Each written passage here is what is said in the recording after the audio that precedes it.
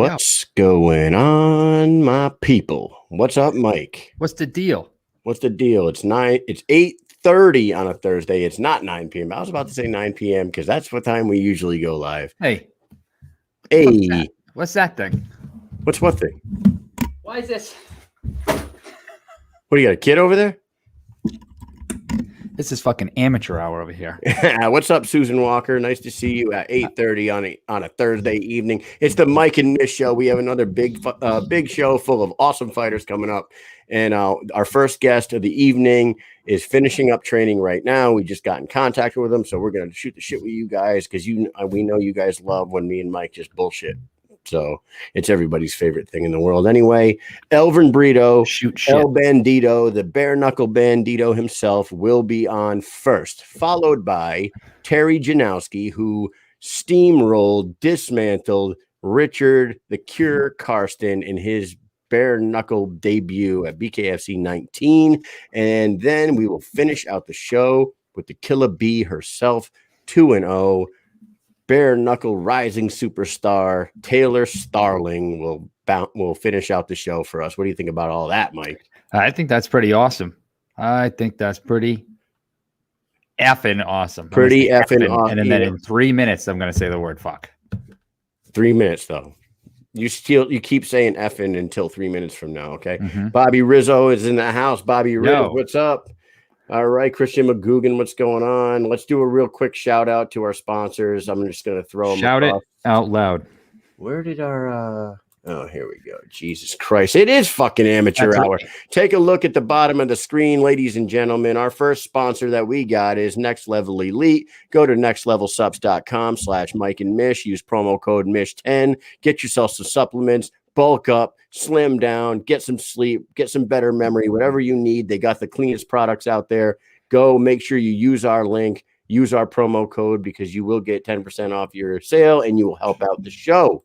Next up, you got Killfoot Clothing, killfootclothing.com, American-made apparel, badass, veteran-looking shit that you see me and Mike wear all the time. They make the Mission Accomplished t-shirts. They're the most comfortable shirts you'll put on your body, and everybody will want one. They'll keep asking where you get them. They won't chafe your nipples. They will not chafe your nipples. You can run a goddamn marathon in one of those with no Band-Aids, and you won't bleed through your shirt.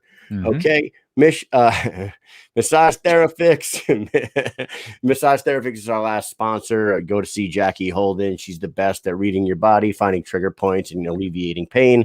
If you're a veteran or an active duty military member, go to holdenhandsmassage.com. Book yourself an appointment with Jackie. Or if you're a regular old civilian, which we love you guys too, go to massagetherafix.com and book yourself an appointment, and you'll thank me later. Okay.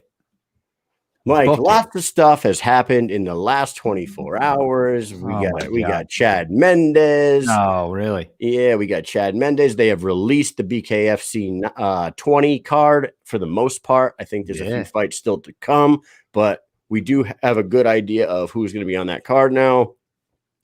A lot of great names. The guy who's starting off our show tonight, Elvin Brito, will be on that card. Everybody loves to see him in the ring. And you got Ryan Jones, you got Bobo O'Bannon on there. Who else we got on that card? We have a whole bunch of people on that card. And if you wanted, we can go down the list right now. You mentioned Bobo. Yeah, right? Man. Our boy Bobo. Against Lewis Rumsey, who I don't know who that is, really, to be honest. I mean, that's not really a dig or anything, but look, I'm going to slide over like this so you can still see my beautiful face. Yeah, our boy Bobo, who recently got into a non-swearing verbal text war with somebody online. A lot of sirs, and no, you should not talk like that to me, sir. Yeah, we all love nicest guy ever. Nicest guy ever.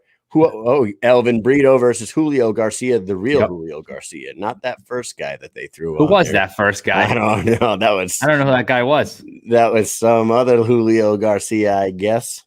I don't know if anybody caught that, but there was a whole different person on the right-hand side before. All right, next. Yeah, Caleb Harris and Derek Finley. Derek Finley making his BKFC debut, had a long, very illustrious boxing career, and now he's going to step into the squared circle for the first time against a veteran in his own right. Caleb Harris, but he is a bare knuckle veteran, and he is going to welcome Derek Finley. And we are going to talk to Derek Finley next Wednesday at 9:00. Make sure you guys tune in for that one. And here comes another good one. Our boy, the juggernaut, Ryan Jones, the juggernaut. He told us to make sure we tell Lorenzo Hunt that he is the juggernaut. He said, let him know. Let him know. Let Lorenzo know, the real juggernaut. But Ryan, the juggernaut Jones, fresh off of a rough loss to Red Washington. It was a tough one that led to a little bit of a skirmish afterwards in the crowd. And our boy Kane Tomlinson, the father of Zion Tomlinson, he will be representing for the old guys in that ring and doing his thing against Ryan Jones. And then, O'Shag Hennessy. O'Shag Hennessy. Our boy Scott O'Shaughnessy is going to be stepping in there with David Simpson. Simpson.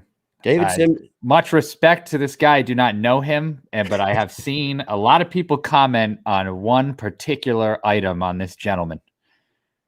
And what's that? The half haircut? Yes. Someone said they thought that it was photoshopped on, and I looked at it really closely and I said it does kind of look like it's photoshopped on because it's kind of like shiny. TJ Chang chimes in. He wants Caleb Harris. So make sure you're tuning in to BKFC 20 and you are calling him out as much as you possibly can, because we all know that internet trolls get fights nowadays. And you know what? And we have no hate for that at all. It is the way to get seen. It is the way to get fights. It is a proven method. So check out that one. The hair talk, Kyle. Yeah, Pat. I don't even know what to think about that thing. I'm looking at it right now. You know what it looks like? He's got a beret on his head, like he's Pepe Le Pew. He's about to get a Bob Ross little board in his hand, and he's gonna paint little happy trees. But Bob Ross never wore one of those hats, so I don't know why I said that. You have to like balance it on the top of his hair. All right. Anybody else? Oh, Bobby Taylor. He's still. If you go to Combat Insiders and Knuckle Knockouts in their top fives, he's still a top fiver. He's a real player fighting Ronnie Jones, another tough guy. So they're really stacking this card with badasses, man. Yeah. We have this fight, which wasn't exactly announced by the BKFC yet. I don't think. I didn't see it on the card. I could be wrong. But however it was announced, here it is. Marina Kaufman, Gabrielle Roman. And I hear there's some more fights getting put together behind the scenes. I don't know how many more, because I think that's 12 fights overall now, because when you add all the ones that we just had up there.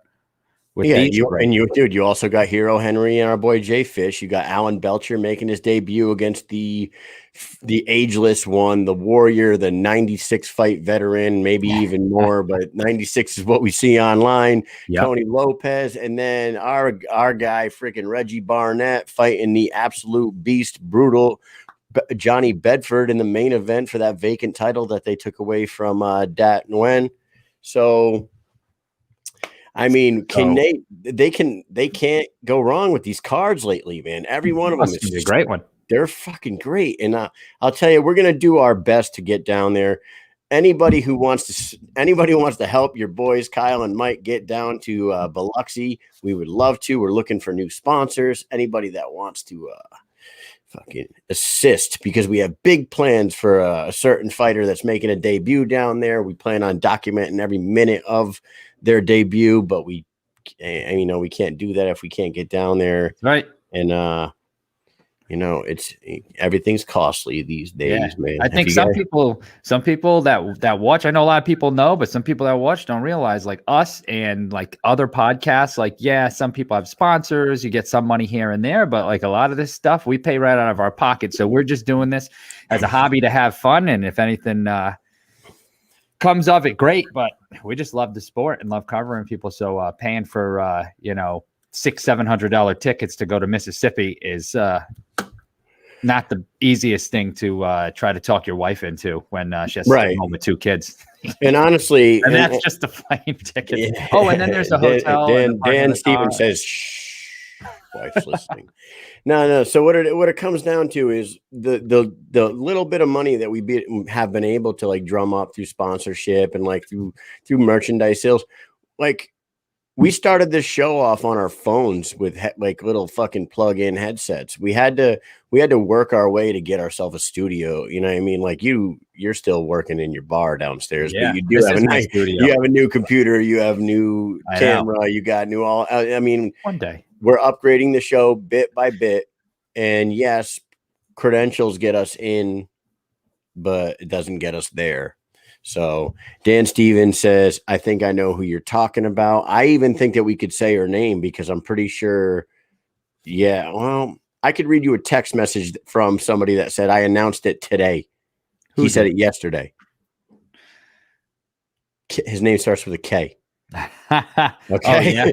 I didn't see it. That's why I've been looking all over. I don't know where he announced it either, but he said, I announced it today. No opponent yet. That's what he said. Really? That's what he said.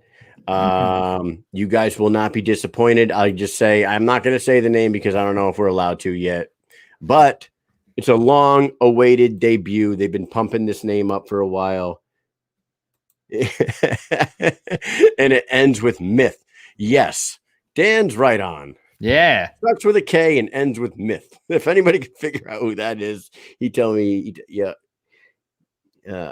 You said her. Oh, I said her last night, maybe. I don't fucking know. Either way, our first guest is in the virtual green room, ladies and gentlemen, but he just walked away from his camera. He must be go getting himself a cerveza, and he's going to sit down and he's going to talk with your boys in 3, 2, 1.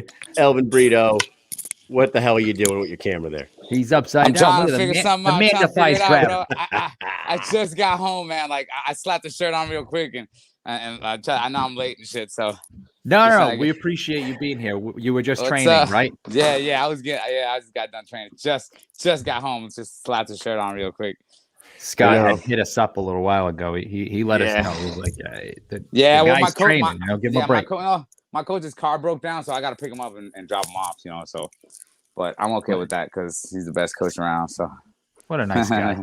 Elvin, shirts are not required on here. We had Louis Palomino on here. Oh, he had a shirt off. Yeah, baby.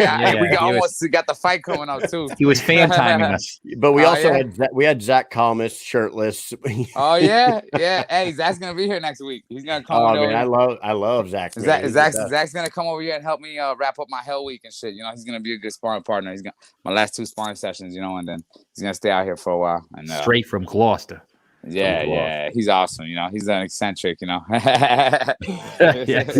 absolutely one of the most fun conversations I've ever had. Yeah, he's fun, man. He's fun, dude.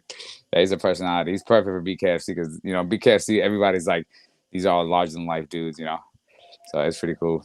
Not to pump our show, but he came on and we did like a speed round thing, with the questions and shit. And it lasted. It was 10 questions. It lasted for 40 minutes. That's that, man. I gotta post. I'm gonna post it. I'll do it tomorrow. I'll post it tomorrow morning. But he just says the funniest shit and then just goes off into these stories. He go on his tangents, man, and he's gone. We said, what is a talent that, I think it was like, what is a talent that nobody would know that you have or something? So he's like, oh, I used to juggle all the time. So we're like, oh, could you show us? This guy walks into his kitchen and takes out a dozen eggs. And he just starts doing it, but he hasn't done it forever. So like after 3 throws, he drops one eggs everywhere. So he grabs another one. I thought he was going to be like, put them down. And no, he broke like 6 or 7 eggs in his kitchen, all over the place. Countless, man. He's you can't teach that shit, Yeah, he's hilarious, man. Ask him about sharks and how far down they can take their prey. I mean, he told me that whole thing. So, dude, you're fighting this guy, Julio Garcia, but which Julio Garcia are you fighting? Are you fighting the real one or the imposter? Right? Or the imposter? You saw that, right? The first poster came out. Yeah. I'm looking. I'm like zooming in on his ears. I'm like, he got cauliflower ear. I'm like, I could have swore he was Cuban. Like a whole different dude. We got that fixed. I don't know what was up with that. I just kind of first, I'm like, well, I guess that's what he looked like. People age differently, I guess. But so training for the wrong person. Yeah. I was zoomed in on his ear. I'm like, yo, that was a bad read on my part. So how's training going? Everything going good? good, man. It's good. It really couldn't get any better. You know, like I just found out like Monday that I thought we were gonna be 3 weeks out tomorrow, and they're like, no, we're 2 weeks out Friday. Well, I was like, I didn't get nervous, or I didn't get like, oh, we gotta do more. I was like, oh yeah, let's get it done, baby. We're getting closer. Yeah, Can't it's wait. You know, almost time. I've been working real hard. Like, there's really nothing. Like, you know, there's no excuses. You know, I'm gonna go in there and I'm gonna do the best work I've done yet. And you know, the only way this guy's gonna beat me is that he's better than me. I'm not gonna give him space to get lucky. So he's gonna have to be stronger, faster, better, more technical than me. If he beats me, then you know, good. I'll take the loss, go home. But I'm not gonna let him get lucky. He's not gonna hit the lotto. He's not gonna get that one punch. He's gonna have to work for this shit. I've been working too hard, and I can't let him just walk in here and take over. Yo, this is my house. You've been putting in work for a long time with this, and you've worked your way right up to the top of your division. Yeah. I really thought your next fight would be for a belt. For a belt. Yeah, I'm 3-0. The only guy is 3-0 at 165. You know, 165 is so tough. Is Joe Elmore's hand not completely healed or something, or are they not going the Elmore route? I don't know what they're gonna do with Joe. Joe Elmore is. I think that's the biggest fight at 165. Me versus Joe Elmore. You know, we would love me and Joe. We would love to get paid for that fight. You know, if you guys want to make that happen. I posted something the other day. That would be a great. Yeah, I saw that. That would be a great main event fight. You know. You know, me and Joe were boys. You know, we both have our own. We're like a dichotomy of styles. I think it would be a really big, great main card. You know, but you know, I'm a fighter. I'm trying to do. I'm just trying to get to that belt. I don't know what's happening with Joe. I really, you know, I can't wait on anybody. I can't. I got this guy in front of me. This isn't a title shot. Once I beat this guy, I'm gonna be 4-0, and you know, I'm open. You know, I'm gonna be ready for my title shot. I'm training. You got two other. Yeah, you got two other guys on this card. Yeah, I'm training for a challenge for a championship fight. I'm training like a champion. I'm setting my mindset like a champion. I'm getting myself ready for championship fights, championship rounds, and you know, I'm ready to go all the way. You know, I've been training real hard. I've been lucky. I've had a lot of training partners come out here and work with me. You know, I had Chris Sorrow, Britton Hart, you know, Brandon's been out here. I got some amateurs that came out here to work with me. You know, I had Lorenzo come out here for a week. I got Zach Thomas coming next week. I got a couple more guys lined up. I got, you know, a whole bunch of guys coming out here and work with me. You know, we're feeding off each other and getting all this energy, you know, and you know, I'm just ready to just fucking go out there and just do what I do, you know. You said Toppin still out there with you? Yeah, we got out here grinding. Boy, that first week was fucking harsh for Toppin, boy. I'm telling you. we saw some videos when you guys were when you guys were running, like when you were running. I was watching a live video that you and Lorenzo were live at the same time. Yeah, and like you made it to the top of this hill or this mountain or something like that. Yeah, and like you're talking into the camera and you guys are sweating, like talking, smiling, having a fucking great time, and then here comes Toppin, like I'm dying, just dying. No, man, he's, you know, he's starting, he's getting that curve. You know, it takes you a while to assimilate to the training, but like, you know, he's been working real hard. His cardio is way up. He's been training. He's not dying every round. You know, the training is rough out here. You know, that's what guys, when they come out here, realize, like, bro, everybody knows how to box out here. You know, and the sparring is different. It's a different style, and that's one thing you learn when you've been fighting long enough, especially in boxing, because people think, you know, boxing is just punching back and forth. It's all the same. But you know, I train in Puerto Rico. I train in Windy City in Chicago. I've trained in Clay Guida's MMA stop. I train in Carlson Gracie. I train, you know, in the Pack. I train with Roy Jones Sr. I train with Capital, and everybody trains different. You know, everybody has different styles, and depending on the region you're at, you're gonna be seeing different kind of moves. You know, and the Puerto Rican style is really power punches. You know, it's perfect for bare knuckle style. A lot of scrappy guys out here. And it's perfect style for get ready for bare knuckle fights. You know, it's great sparring. People love the sparring out here. I've been getting some awesome sparring. I've been going with some young kids, you know, 17, 18, 19-year-old kids, you know, who's got hundreds of amateur fights. They're hungry, you know, that, you know, they really keep you on your toes. They're guys that, like, when you try to match punch for punch with them, you know, you're going to get freaking wore out. You know, guys that are going to gas, you're going to be faster than anybody you ever fought. They're going to have more drive than most of the guys you fight, you know, and they're hungry. You know, we keep each other hungry.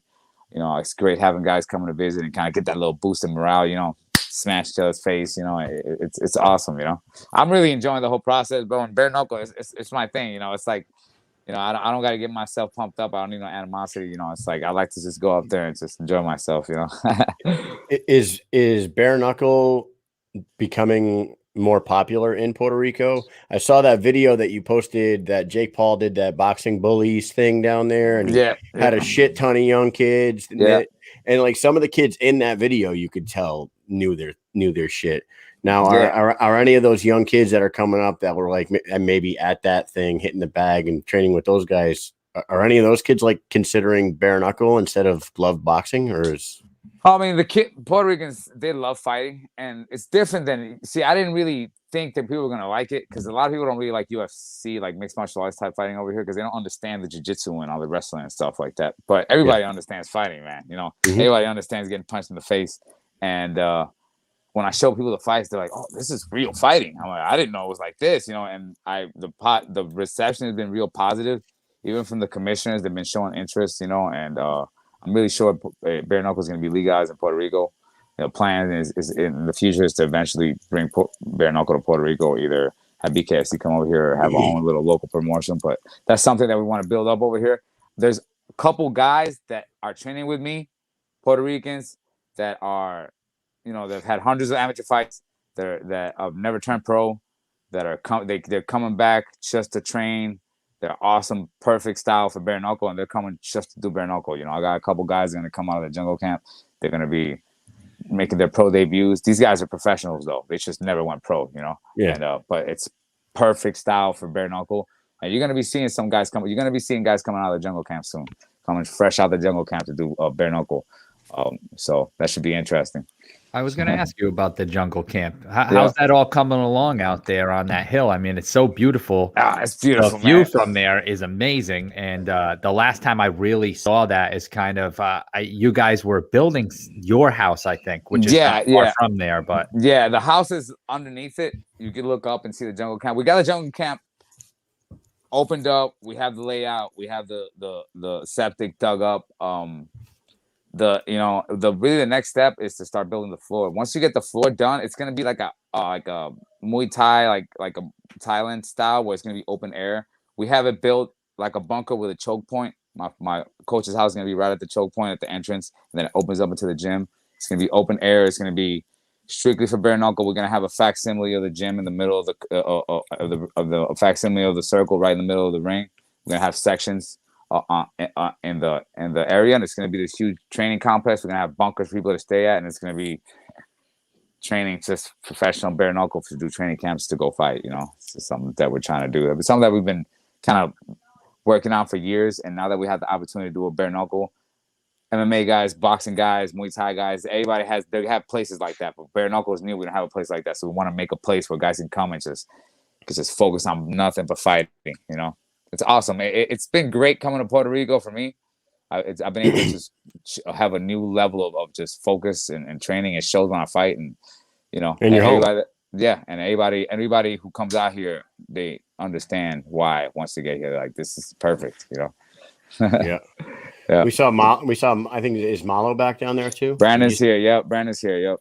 We had a heavyweight that was out here training. He just left. He'll be back probably in September. That big guy that you were on the beach with, shadow boxing. Yep. The big. Chris the Tower. Yeah, he's gonna be fighting soon. He's an older guy. He's actually a little experiment of mine. He's one of the guys from the bare knuckle tryouts. I met him. He came out here and helped his buddy Chris Sauer train for the last fight. But he's a kind of experiment guy of mine. He's the guy that he probably got like maybe 1 or 2 fights. He's got no mileage on him. He's naturally athletic dude. True heavyweight, you know, 1 punch knockout power, but he's an amateur. But like to me, it's like a little bit. To me, it's like a little pet project, because I kind of want to show how, you know, physical. You know, it's not like mixed martial arts or like especially in boxing, where the front burner in boxing is athletic ability. You know, you have to be able to have that top tier athletic ability to be able to perform for championship rounds. It's 12 rounds. You know, your heart will explode and you'll die. You know, like it's like serious freaking shit. You know, and but it's not like that in bare knuckle. Bare knuckle is who can impose themselves, who has the smarter game plan. You know, there's two ways to approach bare knuckle.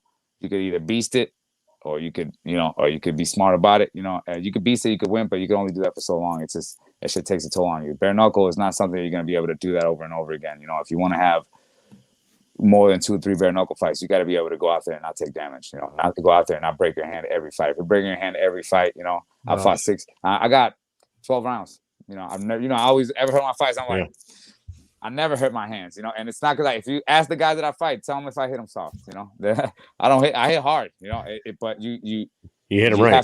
You have to respect the sport. You know, and I always tell people, like, bro, if you don't respect the sport, you're never gonna win. You know, you got to respect the sport. The sport is not MMA. It's not bare knuckle. It's not MMA. It's not boxing without gloves. This is its own thing.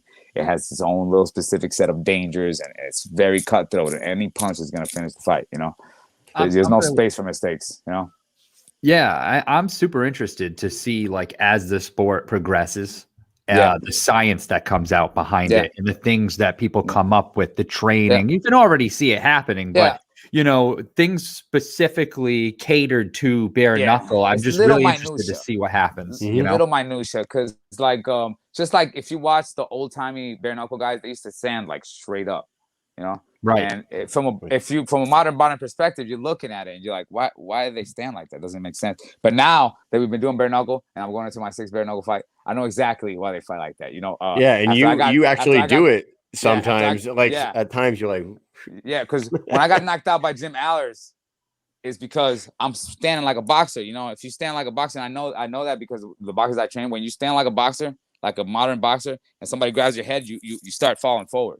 You know, no matter how good you are, somebody snatches, you start leaning forward. You know, and the pugilists, they used to grapple, they used to pick you up and slam you. You know, you could toss people. So if you were leaning forward, you just get snatched down. You know, so you have to stand up. You know, so after my 2nd fight, I changed my stance. I've been fighting straight up. So when I get grabbed, I'm not losing my balance, you know, like just little minutia, you know. And difference between boxing, you gotta worry about your hand position in boxing is really important, you know. But in MMA, I mean in MMA too, but in bare knuckle, it's really your knuckle position and wrist alignment. You know, you gotta make sure your knuckles are every time. I always tell you, gotta be perfect every time. Bam, bam, 2 knuckle every time. It's little minutia, you know.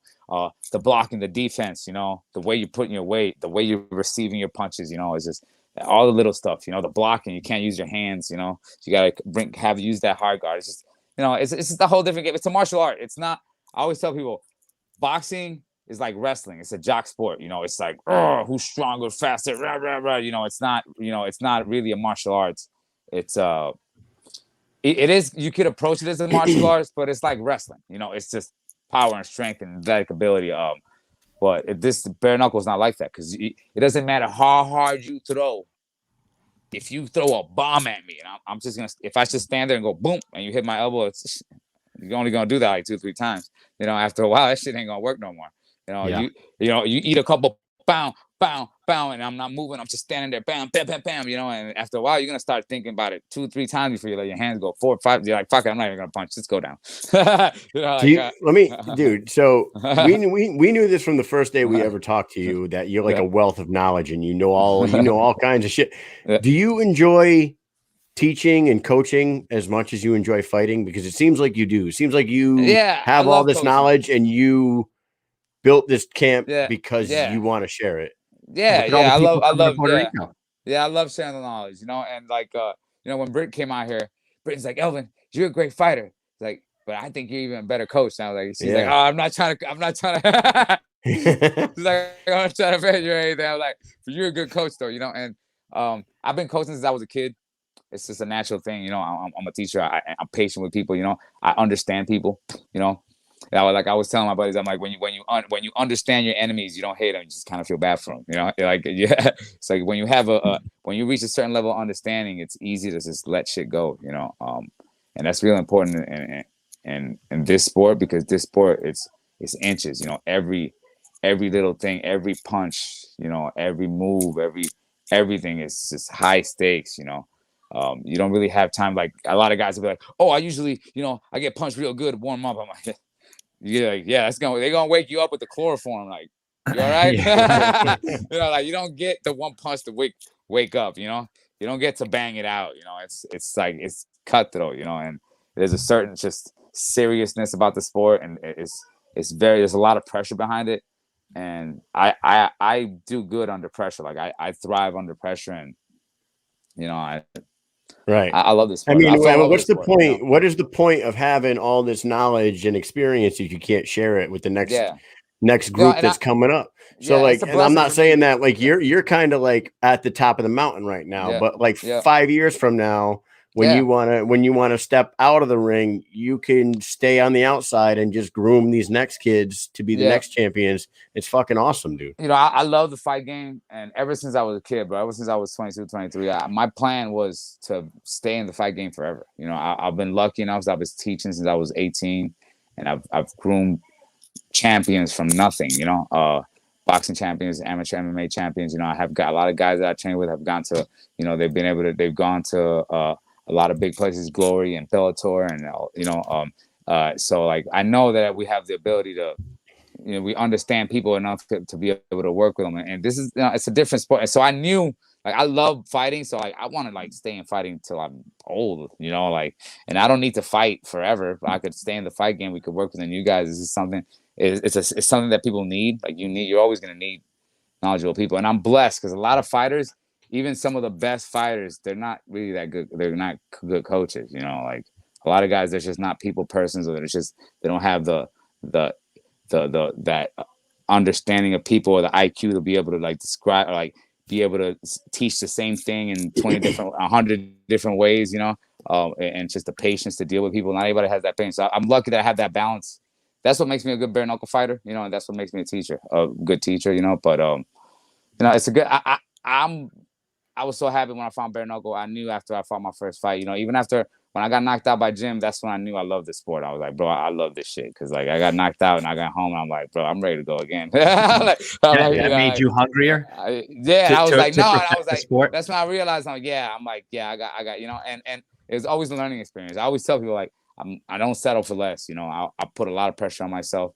Every time I fight, I try to learn from it. My first fight, my second fight, every fight is a lesson, you know? So. And like your only two losses in BKFC are two monsters. Louis Palomino, you know, the reigning 155-pound champion, and Jim Ehlers caught you with the KO. He caught me early. We didn't even get to fight, man. It'd be awesome if we get to fight one day, but we didn't get to fight, you know. So we know maybe one day.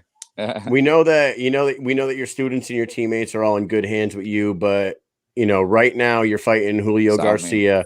But we want to know, like, how do you feel about names like Diego Sanchez being talked about possibly coming in? How would you like to fight Diego Sanchez, or would you? Did I already ask you? Would you go down to 155 if, like, say, Chad Mendez? I mean, I'm not interested in cutting all that weight fighting bare knuckle because, like, unlike Chad Mendez and all these dudes, like, I know bare knuckle. I know that, like, cutting all that weight, getting all fucking dehydrated right before you get punched in the face, bare knuckle, it's just not a good idea, bro. They're gonna realize real quick this ain't MMA, bro. You know, like you're gonna split open real quick. Your skin gets like paper, bro. When you cut weight like that, and when that little bit of glove, you don't realize how much that little bit of glove protects all your nerves on your face. You know, and when you're dehydrated, you don't got nothing, and you get touched, you know, you're not even gonna lose your consciousness, but you're not gonna be able to control your body. You know, the rest is gonna stop it. You know, so I feel comfortable, you know, just doing I usually only cut like 10 pounds for that 165. I've been working on getting heavier. I like coming in heavy and healthy and strong and watching my opponents suffer. You know, I don't want to be like my opponent suffering. You know, so I want to go in there and fight. This is fighting. This isn't wrestling. You know, like this isn't a competition if we can cut more. If you want to fight me, come up and fight me. You know, he's a big boy. I'm sure he's fucking heavier than me walking around. You know. It's really bad, the weight cut, when people talk about the weight cut as though it's worse than the actual fight itself. Like I've heard fighters like they're suffering with it. It's horrible. And the thing is, it's like, it's a wrestling tradition, man, but bro, this ain't wrestling, man. This ain't MMA. Like, I'm telling you right now, this is a bad idea. All these guys doing rough cuts, it's a bad idea, bro. They always get starched. Always. Your brain's not ready for that kind. It's nerve damage, you know, like eventually, it'll catch up too. Like, really bad. It's not like most of these dudes you see getting all like blah blah blah. They're not even getting concussed, bro. They're just getting hit right on the spot. They're getting discombobulated, and they, and if you're dehydrated, it's gonna be a lot easier for you to lose it. Especially when it's bone on bone and your nerves are crunching. Your freaking face goes numb from getting punched in the face. So a lot of these guys are gonna learn real fast in MMA.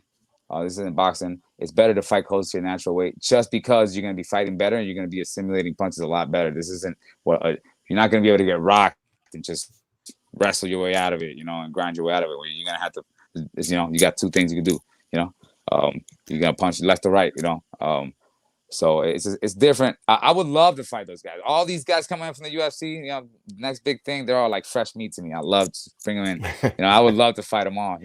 Because come over here, I'll be a welcome party. They're gonna be better after I'm done with them. They're gonna be way better fighters. After they're gonna want to come train with you afterwards. Yeah, everybody's better after I fight with them. Yeah.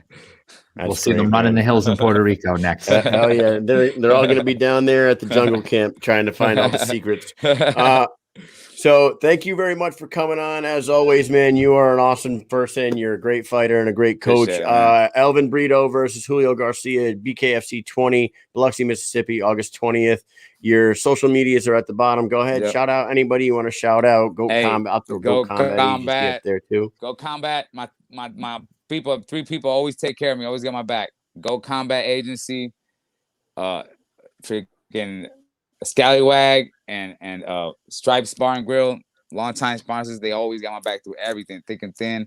So I always gotta give them a shout out. I got a lot of local sponsors, all my Maunabo crews. Saludos a mi gente de Maunabo. Watch out for my next fight. It's gonna be my best performance yet, man. I always fight the way I spar, and if I come out there and fight the way I've been sparring, bro, this guy's gonna have a rough night. It's gonna be beautiful. I can't wait. Man. There was a few questions in there, like Andrew Toppin wanted me to ask you if the Earth is flat. I don't think we should get into that conversation. we might be on here for an hour. You want to talk about the firmament? There's mountains and valleys and shit. I have a feeling Elvin Brito knows all about the firmament. All right. Yeah, I know all about it, dude. I know from like the shit that's like, oh, that's interesting to like just straight up wacky, I know this. You're an awesome guy, man. I can't wait to see you fight on August 20th, and hopefully a belt's in your future real soon. Thank you for coming on tonight. I'll see you guys out here when I get that belt.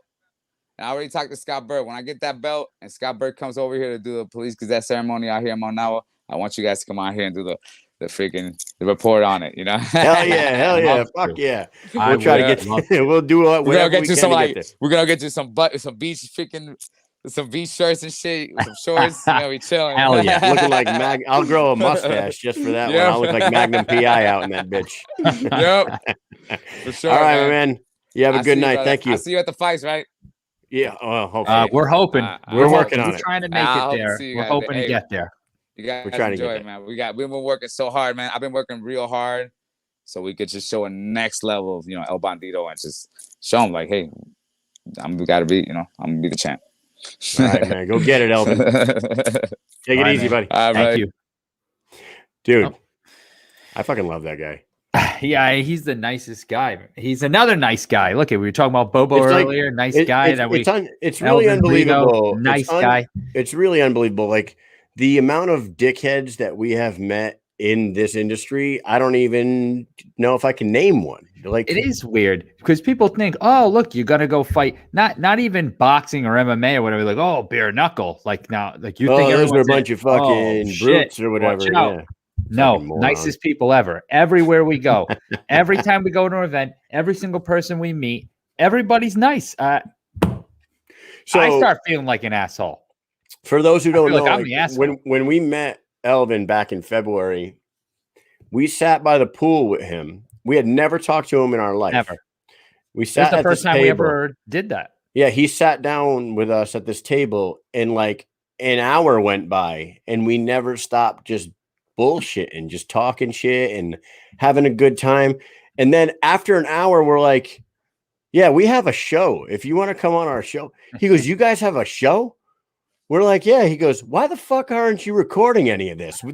He goes, you guys should have went live, and this whole conversation could have just been like a candid conversation, streaming the whole time. What's wrong with you two? And we're like, I don't fucking. We don't know what the hell we're doing.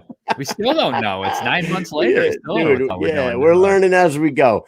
But as you know what, let's go ahead and bring our next guest in, who absolutely steamrolled his competition at BKFC 19. He's a freaking monster, and I think there's a lot of bright things in the future for this guy in the BKFC. Let's bring in Terry Janoski. What's going on, big man? How's it going, man? Hey. So my last name's actually Janoski. No Janoski. No W. Janoski. Oh, okay. Asshole. See, you are the asshole. We're the assholes.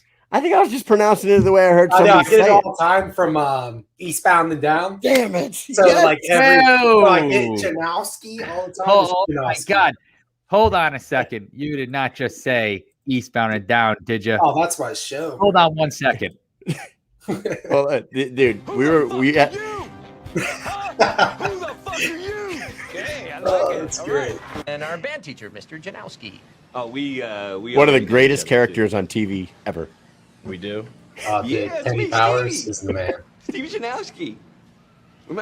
This show couldn't be allowed nowadays. I was a drum major. This is mainstream TV. I led the Not whole happening. marching band. I wore a Fuck cape is that? in sophomore year. This next clip. Luther! Eyes fucking down! Have some respect for Coach Powers!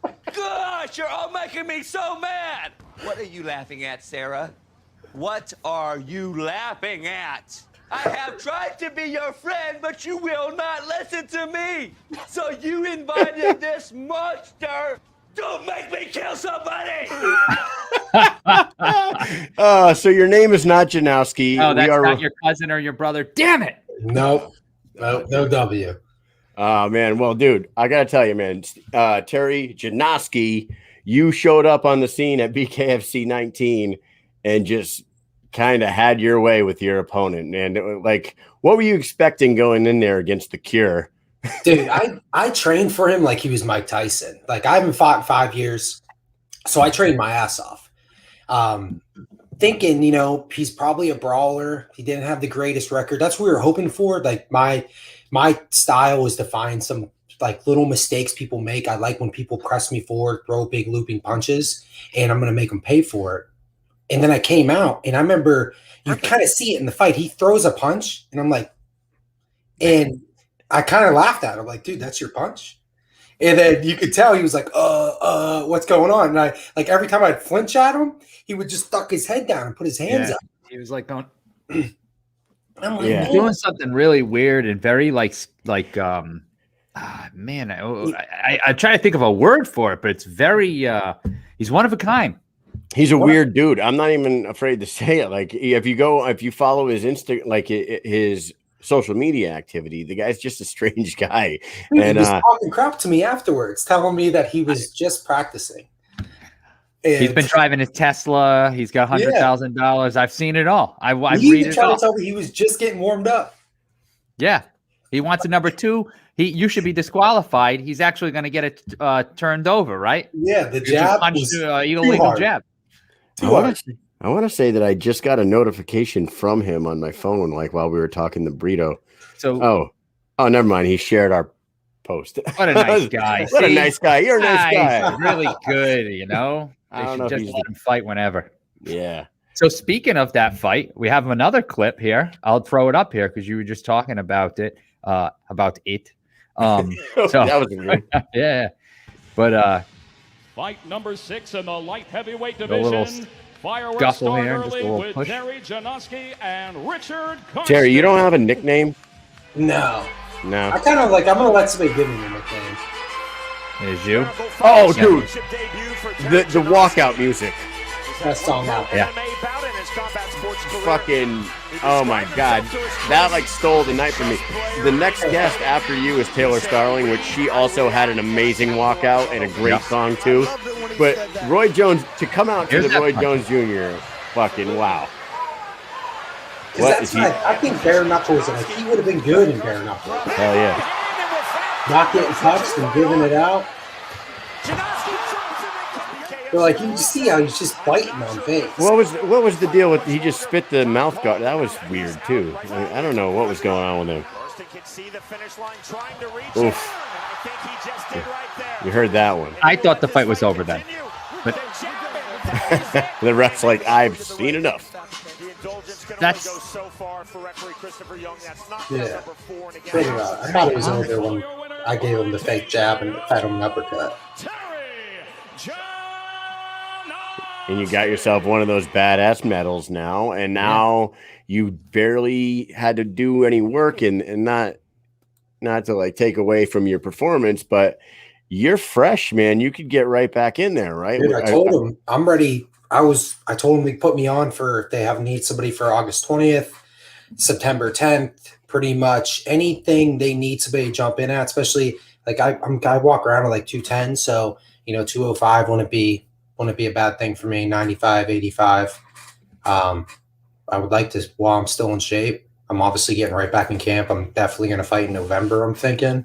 But regardless, I'm going to stay in shape and just be ready if they need somebody. so don't hold our breath for the cure too. No, I'm not fighting him again. See, I one of my biggest pet peeves is when people say I respect anybody that steps in the ring. Because honestly, like I do respect people step in the ring. I think it takes a lot of balls. But I trained my ass off to come out there and show skills that I honed in over a 12-week period of time for somebody that didn't even land the punch on me. Yeah. Like I didn't get to show my head movement. I didn't get to show no ducks, no clinch work. Every time I hit the guy, he hit the ground. Yeah. And it's just there's so many guys out there that could have took that spot. And coming up in, like I heard I was supposed to fight him, then it was Eric Thompson, then it was Roger Hunnell, and I was like, whoever they put in, I haven't fought in 5 years. I'm not going to come out here and tell them I need to fight the best guy out there. But I was planning on fighting somebody that was going to come out and throw punches at me and keep their chin down, bite down their mouthpiece, and want to fight. Yeah, a lot of nicknames rolling in too. Why didn't you fight for 5 years, Terry? What were you doing? Like, I know you fought MMA for a while. Did you just get tired of doing MMA and like you wanted to take a break or something? 5 years is a long break. I had a pretty bad injury. I pinched a nerve in my neck, and I kind of like lost my left side for a couple months. And I was having a problem in MMA. I'm a perfectionist. I have like almost, I don't know if you guys know something like I have like almost a thing where I'm like, it's a twitch. I like to perfect things down. And I would find myself kind of freezing up in MMA fights. I would think too much about it. Like I've never really been beat up, but I've lost decisions from just overthinking fights, thinking I need to set up the perfect takedown. I need to set them up for this, set them up for that. And I wasn't making any money in it, and I was just putting too much pressure on myself, and I kind of ran into a business opportunity that I was making good money at. So I knew I was eventually going to come back to MMA and get a couple more fights in once I established myself. And right when that was happening, the first BKFC was starting to come up. And I had one of my coaches send it to me. It was like, dude, this thing's made for you.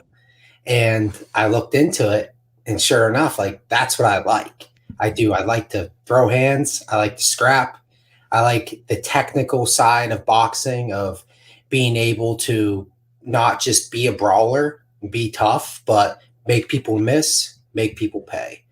And, with boxing, like you can be a tough guy and probably stand in the pocket. And if you got a good chin, you can take some punches, give some punches out. In bare knuckle, that's not the case. If you're one of these guys that are just going to come in and want to throw, like you might beat a couple guys up, but somebody technical is going to make you pay for that. And we're 200-pound men, like 200-pound men get in the ring, and you make a couple mistakes and they hit you in the chin, like you're getting sat down.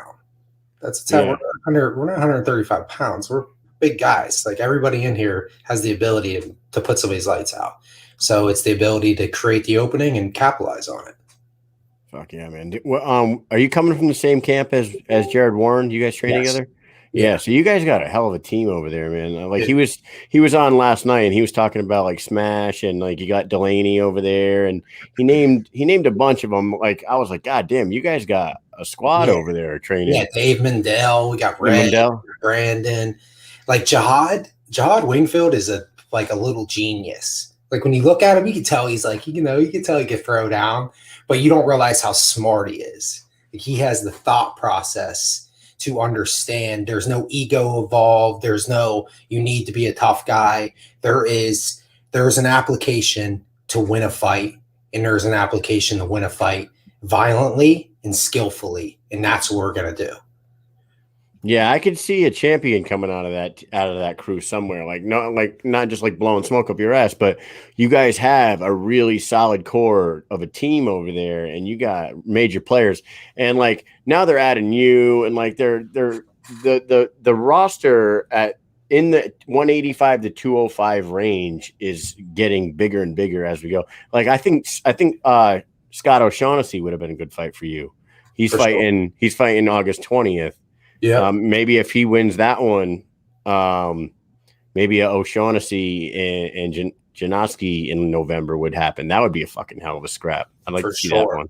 Two like very similar sized guys, really skill with your hands and everything. I mean, that would be a good one. Do you have anybody in mind out there that you're like taking a look at and you're like, I'd like to fight that guy? Not really. The two. Like, there's a lot of the guys in the division are brawlers, and I like that. Like, I feel like my skill set sets up nice with, like, those guys that come out and just throw. The more technical guys would be a better fight, obviously. But with my coach, I tell him, like, I'll be prepared. I don't watch videos on guys. I don't do research on them. I have a game plan. If he tells me to do something, I do it. And they tell me where I'm going to go next, I'll be there, and I'll be prepared to fight hard. Yeah. Is this the only weight class you'll stay in? No, I don't want to fight 205 all the time, but for like last minute things to get experience in 205 all day. 95, 85 is my lowest. Honestly, I just wanted to make 85 to make sure I could still make 85 because I do, this sport is growing. So eventually you're going to get guys coming in that are cutting the weight. Yeah. So I want to be like, every part. I know a lot of people are like, oh, don't cut the weight. I don't think you should cut a bunch of weight. I fought at 170 before in my life. That was ridiculous. But I do feel like there is something to, that diet coming up, that making sure you got your body in shape, lean. You had to cut the water weight. Like when you're cutting weight, you hate your opponent. You're like, I'm going to kill this guy. I'm in a sauna right now. I'm going to have to just sit here for the next 3 hours, make sure I make this weight. Like and then you win that first battle. I made that weight. I overcame that. I'm going to put the weight back on. And I'm going to murder him tomorrow. A guy in the comments says, at 85, I guarantee Zion wants some.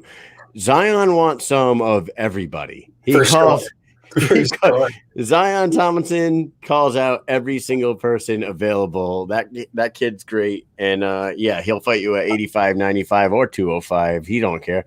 Now, do you take a look at a guy like Hector Lombard and Lorenzo Hunt, who are like top of the food chain at 205, and think that you're not far off from them? Like, just give me a couple fights in bare knuckle and I'll be right there with them? Or I think I'd smoke Hector Lombard, honestly. I don't think he's really like, I think that Dave Mandel should have won that fight. His style, I don't think is good for bare knuckle. I don't think he likes to get hit. The two best guys right now in BKFC, I think technically I think his name's Mike Ricci.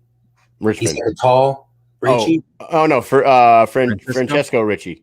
Yes. Yes. And then Hunt. Those are the two guys. Like if they were going to ask me who's going to be the best fight that you guys are going to go back and forth, it would be either Ricci or Hunt. Yeah, Ricci's awesome. People forget about him because he had that injury and he missed some time, but he came back with a vengeance. He moves his head off the line. Like that's what I'm looking for. When I look at fights, if you don't move your head off the line and you throw punches straight forward, like I'm not trying to sound like a super cocky guy, but I feel like I'm going to punch you. Compared to the guys that move their head when they throw punches, understand the ability to change from being defensive to being offensive, judge distance. Like those are the guys that I think are going to start to be in the next level. I think we're seeing these guys who just come forward and throw get away with things because they're not fighting super high level boxers. But as high level boxers come in, like You can't do those things. They're going to see that you do this, and they're going to make you miss, and they're going to make you pay. Yeah, examples of that, like if you watch Bobo Bannon versus Sam Shoemaker, we love Bobo, but Bobo never moved his head off the center line that entire fight, and Sam Shoemaker kept just throwing a jab right through his hands, right in his face the entire fight. And also Josh Burns, we love that dude too. Big shout out to Josh Burns, but Josh Burns against Frank Tate, his fucking head was on a pole the whole fight. I don't know. Yeah. And he even said it after the fight. He goes, well, that's what happens when you don't move your head. I was like, why didn't you move your head? What the fuck were you doing out there? Those things you can't do, especially bare knuckle. Like we're taking our bones and smashing it off your bones. Like you're either going to get cut or you're going to get put to sleep. No ifs, ands, buts about it. Yeah, and when bare knuckle came around a couple of years ago, was that something that you were already taking a look at, or was it until your like teammates like said, "Hey, man, this is perfect for you"? Well, you started getting interested? My first experience fighting MMA was actually bare knuckle MMA in West Virginia. I was living in PA in the time. They would have these backyard bare knuckle fights, and that's what kind of got me into. I wanted to fight MMA, and I ended up moving back down to Florida and training at Gracie Tampa South. So I was always interested in it. I always thought MMA should be bare knuckle because the biggest difference is like when you put gloves on. Like it's still, you spar with gloves on all the time. So you kind of, it's, some people have the ability just to turn on and be like, all right, I'm going to murder this guy with gloves on. Without gloves on, like as soon as you land a punch on somebody, you feel their head move. Like you feel all these little joints, like these are all put together with little tiny joints in your skull. You feel those things move out the way and it turns something on in your brain that this is a fight. Like this isn't something I have to put this guy away or he's going to put me away. And I feel like that's what it's most intriguing to me about bare knuckle is you're going to get guys that either do really good with that or you're going to get guys that want to treat it like they're in the gym and they've always been this like with gloves on. They've got used to taking a couple shots. I think that's going to be the game changer for a lot of guys. I think guys coming over from MMA, like even high level guys, like Chad Mendez, for instance, like I think Martin Brown murks him because he's already done it. Like, Chad's obviously a great fighter. I have a ton of respect for him. He's done way more in MMA than I've ever done. No ill will against him. But when it comes to just punching somebody with no glove on, and that's all you're allowed to do. There is no takedowns. There is no elbows. There is no knees. Like you have to be willing to stand there. And when somebody starts catching you, you can't figure it out with a takedown or with a knee or a kick or a push kick. You have to figure it out with your hands. And it makes it a true chess match. It sounds like you're in love with bare knuckle right now. It's safe to say you're going to be sticking around for a while, I think. Dude, I love it. I do. The most annoying part with it. And as soon as the fight was over, I literally said right to my coach, I can't believe I didn't get hit. Like that's kind of like, I kind of like that. That's what I was hoping to get a couple in. I'm from Brooksville, Florida. We're a bunch of country boys up here. We don't call police on each other. We go outside and fight about it whenever we have a problem. And that was like, I like that. I like, we punch each other in the face a little bit. We shake hands afterwards. You got the best of me today. I got the best of you. It is what it is. It's nice probably to be living down in Florida because a lot of the fights are down there. So you can go to all these events. I mean, they're down there all the time.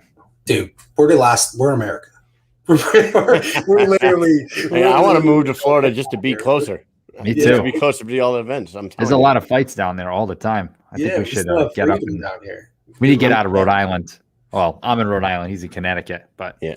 Either way, I would sell both. I would sell both properties, take all the money and buy a condo in Florida right now. If Amy and the kids wanted to move, we're fucking out. Yeah. I'm glad you said that about Smash because I was going to say, man, I would love to see like if he's around in October and is his knee capable to fight in October right now? I don't know. For Chad Mendez, for sure. But I don't think that the BKFC would give Chad Smash because I don't think Chad would win that fight. So I wonder who they're going to put Mendez up against because you would want Mendez to fight somebody who was like a challenge, but if he can get through that person, he's a step away from a title fight.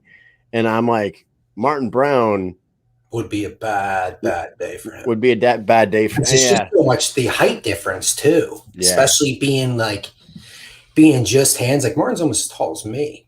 Like Martin, I hate sparring with that guy. And I got 40 pounds on him. So, and he's kind of a bigger dude. Like, he don't cut a bunch of weight, but he's definitely not a small guy. Yeah. It's, I can't wait to see him back in there. And Chad Mendes is coming in. And I got to tell you, man, you guys over at, is it Swift MMA? Is that what it is? Shift MMA. The reason we call it that is because our body, like, if you watch any of our fighters throw a punch, like, we actually shift our body over. Most people throw with just their shoulders.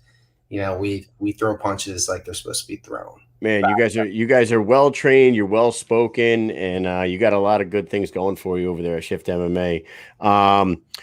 With that said, man, why don't we give you an opportunity to shout out anybody you want, sponsors, thank anybody you want to thank, and we'll let you cruise on out of here, man. You've been a great guest. Go ahead. Obviously, Shift MMA, they've taken my game to another level. Lit Labs, I do all my cryotherapy with them. They take care of me. Go down there. Cryo Chamber's game changer. There's a ton of studies on it, raising testosterone, actually getting your body loosened up, lowering cortisol levels. 24/7 chiropractic is my other place. I pretty much have a routine. I go from stretching, I go right to cryo, and then I go right to the chiropractor. So 24/7 chiropractic has been taking care of me for years. And then Pro Gear Apparel, they own Lift More Fitness up here in Brooksville. They're like the last old school gym in this area where we go there, do whatever we want. And they've been taking care of me for years. They always come out to any fight I have, promote my stuff on Facebook, and they're cool people. I appreciate you guys having me on. If you ever need anything, ever want to have me on again, let me know. Absolutely. Dude, absolutely, for sure. You guys are all welcome to come back anytime. Hopefully you have a fight sooner than later and you can come back and promote that. And hopefully it's not The Cure Part 2. Yeah, it won't be. My mind was blown. I'm trying to drag you back into this interview you're about to get off. But man, when I saw that guy was on it, and I try my hardest not to, I'm not trying to hate on this guy, but I saw this guy boxing a Connex. You know what I'm saying? In a shipping container. He was punching a shipping container, and I saw him online talking shit to people, and I was like, this guy's never gonna fight. I mean, just look. And then he was on the card, and I was like, no, what? What is this? He was saying am I he was dreaming? Smack me around. He was 200-0 in street fights. 200-0. He was making it seem like he was like the guy, some fucking badass. He's like the guy from UFC 1. I think it was UFC 1. Yeah, remember, like 400. He was a taxi driver. He's like 200-0 or something like that. Oh, Jesus Christ. Whatever.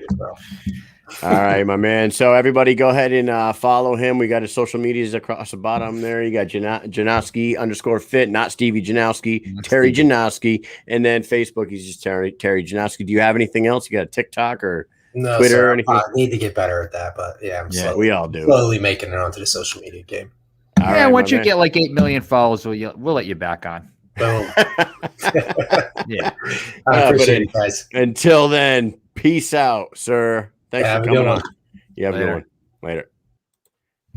Yeah, Janoski, not Janowski, dickhead. No, not Stevie Janowski. Oh, my God. You know what? 2 badass guests in a row, and I guess we'll just round it out with one more. What do you think? Man, why not? Patiently waiting. She was just dancing to something. I don't know what she was doing. But here we go. The one, the only, Taylor Starling. Hi, everybody's favorite bare knuckle female fighter. What's going on? Thank you. Killa Bee. Hi, guys. How are you? I like the Wu-Tang, the bare knuckle apparel. Yeah, I had to wear the let's go. Yeah. Nice. I had to throw the Wu-Tang shirt on because the Killa Bee was going to be on tonight. And you know what? I made that poster yesterday with all the bare knuckle fighters that said bare knuckle FC through the Wu-Tang symbol for Wu-Tang Wednesday. Yeah. And then after I posted it, I was like, how do I leave her off that poster? She's fucking Killa Bee. I could have took one of those dudes off there and threw you on there. The first female Wu-Tang member. How are you guys? Right, look at that thing. Oh, there it is. Look at that. I'm doing great. We're doing great. How are you? I would say, have you fully recovered from your fight, but I don't think you heard anything but maybe a knuckle. How are you? No, I'm good. I'm good. Yeah, my hands were a little sore, but they feel better now.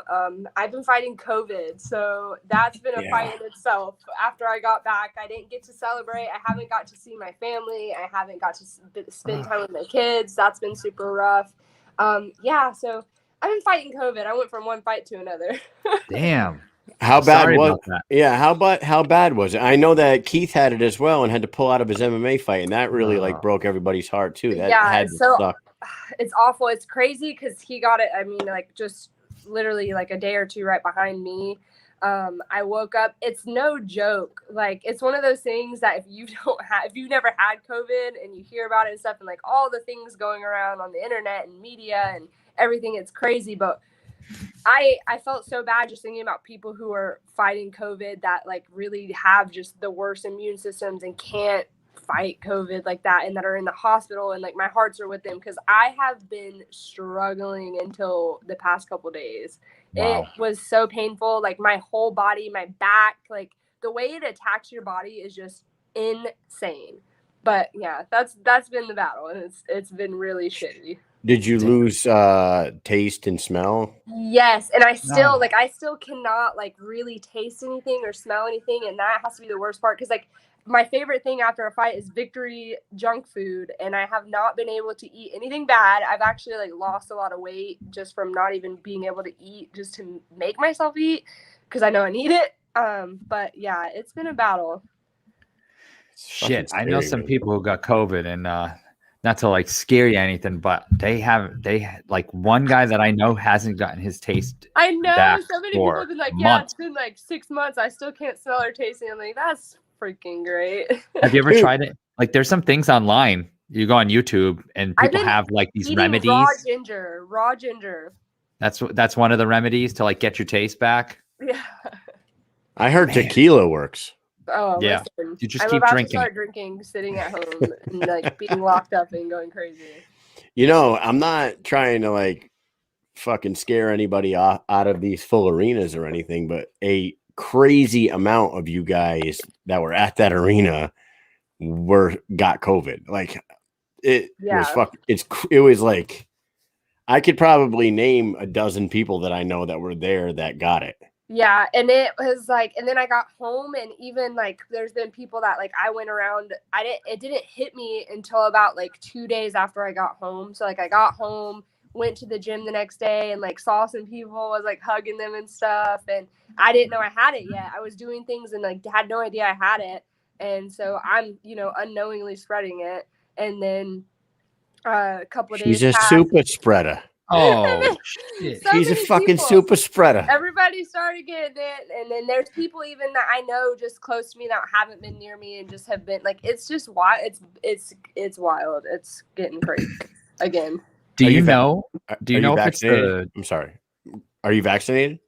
No, not yet. No. Okay. Well, now you've got the immune system has built antibodies at this point, so you really kind of don't need it right now. But I mean, I'm not a doctor, so nobody follow my instructions. I was wondering, like, when you get tested, do they know if it's the Delta variant? They didn't tell me. The funny thing is I actually went to the doctor, like, just to try to, like, pull some kind of trickery. I was like, I have the flu. And they were like, well, we're going to give you the COVID test first, and then if it's not positive, we'll give you a flu test. I'm like, okay. And I was literally, like, laid out in my truck, like, dying. And they brought me, and they swabbed me, and the doctor came out. Like, the head doctor came outside and was like, sweetheart, you have COVID. And I was like, ah, shit. But I tried to, like, I was like, it's the flu. It's the flu. Look at this shit starter in the comments right here, Joe Ivy. It's almost like someone came and bought fake pee tests, pee for testing, and gave everyone COVID. Yeah, what a scandal that was. Yeah, I don't know who that was, McTerrell, but anybody that yeah, that's some crazy shit too. But we're glad you're starting to feel better. I mean, how soon do you think you'll be able to get back into like training and working? We don't know. The gym's closed down right now. There's a lot of people at the gym who've gotten it, and people just in close quarters. It's just like, it's really hitting us hard here. And we're trying to be safe. Obviously, we all want to get back to the gym. We all want to get back to training, but we also want to be safe and not spread it. It's awful, and anybody that hasn't had it yet or anything, like, prevent it, because try to the best that you can, because it is awful.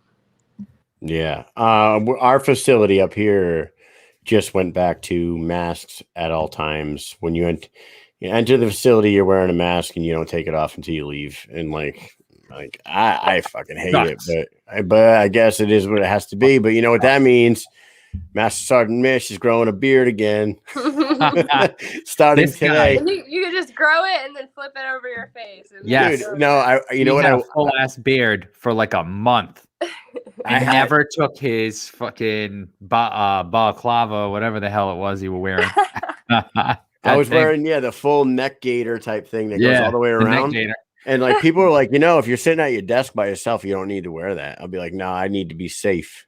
Yeah. Little do these assholes know, like, I had a beard long enough that I could like pull on it and like start like. Did you look like you were Amish? Because like, did you not have like the mustache? No. I had I had the mask up over my nose like a goddamn ninja the whole time, and they're like, Mish, you don't need to do that. I'm like, hey, yeah, I do. Yeah. The funny thing is that we were still doing shows, so at night he didn't have one on. So like Wednesday night, he's got a full ass beard. Yeah. And Thursday morning, he's in work with this over his nose. That's so funny. It's like one of the Sergeant Major Dumas was like, "How the fuck did Kyle grow a beard in like 2 days?" Because he's like, I haven't seen him in a few days at work. I assumed he was out. How did he do that? That's so funny. Yeah. I love it. So Taylor, 125-pound tournament. What do you know? What do you hear? What do you say about this? Like, I don't really know too much. I know David Feldman kind of said some stuff at the press conference after my fight and was trying to he was like, you and Britton better sit away from each other. And he's like, because I got some news. And both me and Britton stood our ground on like, if we're fighting, you did. It's going to be for $50K and a belt. So I do think it's only right to have a tournament because there are people that are deserving to be in the tournament. And so I'm ready. Like, I'm ready for whatever. Let's go. I'm coming for the strap. But I know everybody else is coming for the strap. He did straight up say in an interview though, he did. So like, for anybody who thinks that like we were reporting that on some bullshit, he said with his mouth, October 22nd will be the first round of the 125-pound women's title tournament. And then November 12th, what was it, Mike? November something. It was a couple weeks after. 12th. November 12th will be the second round. So it was funny because like I saw you post that and I was like, I didn't even hear that. Holy shit. And so like I had to go and watch the interview because I was like, I didn't even know that they had dates yet. They had told me like, you might fight again in October or November. That's what we're thinking, October or November, but more than likely October. And then you guys said that and I'm like, okay.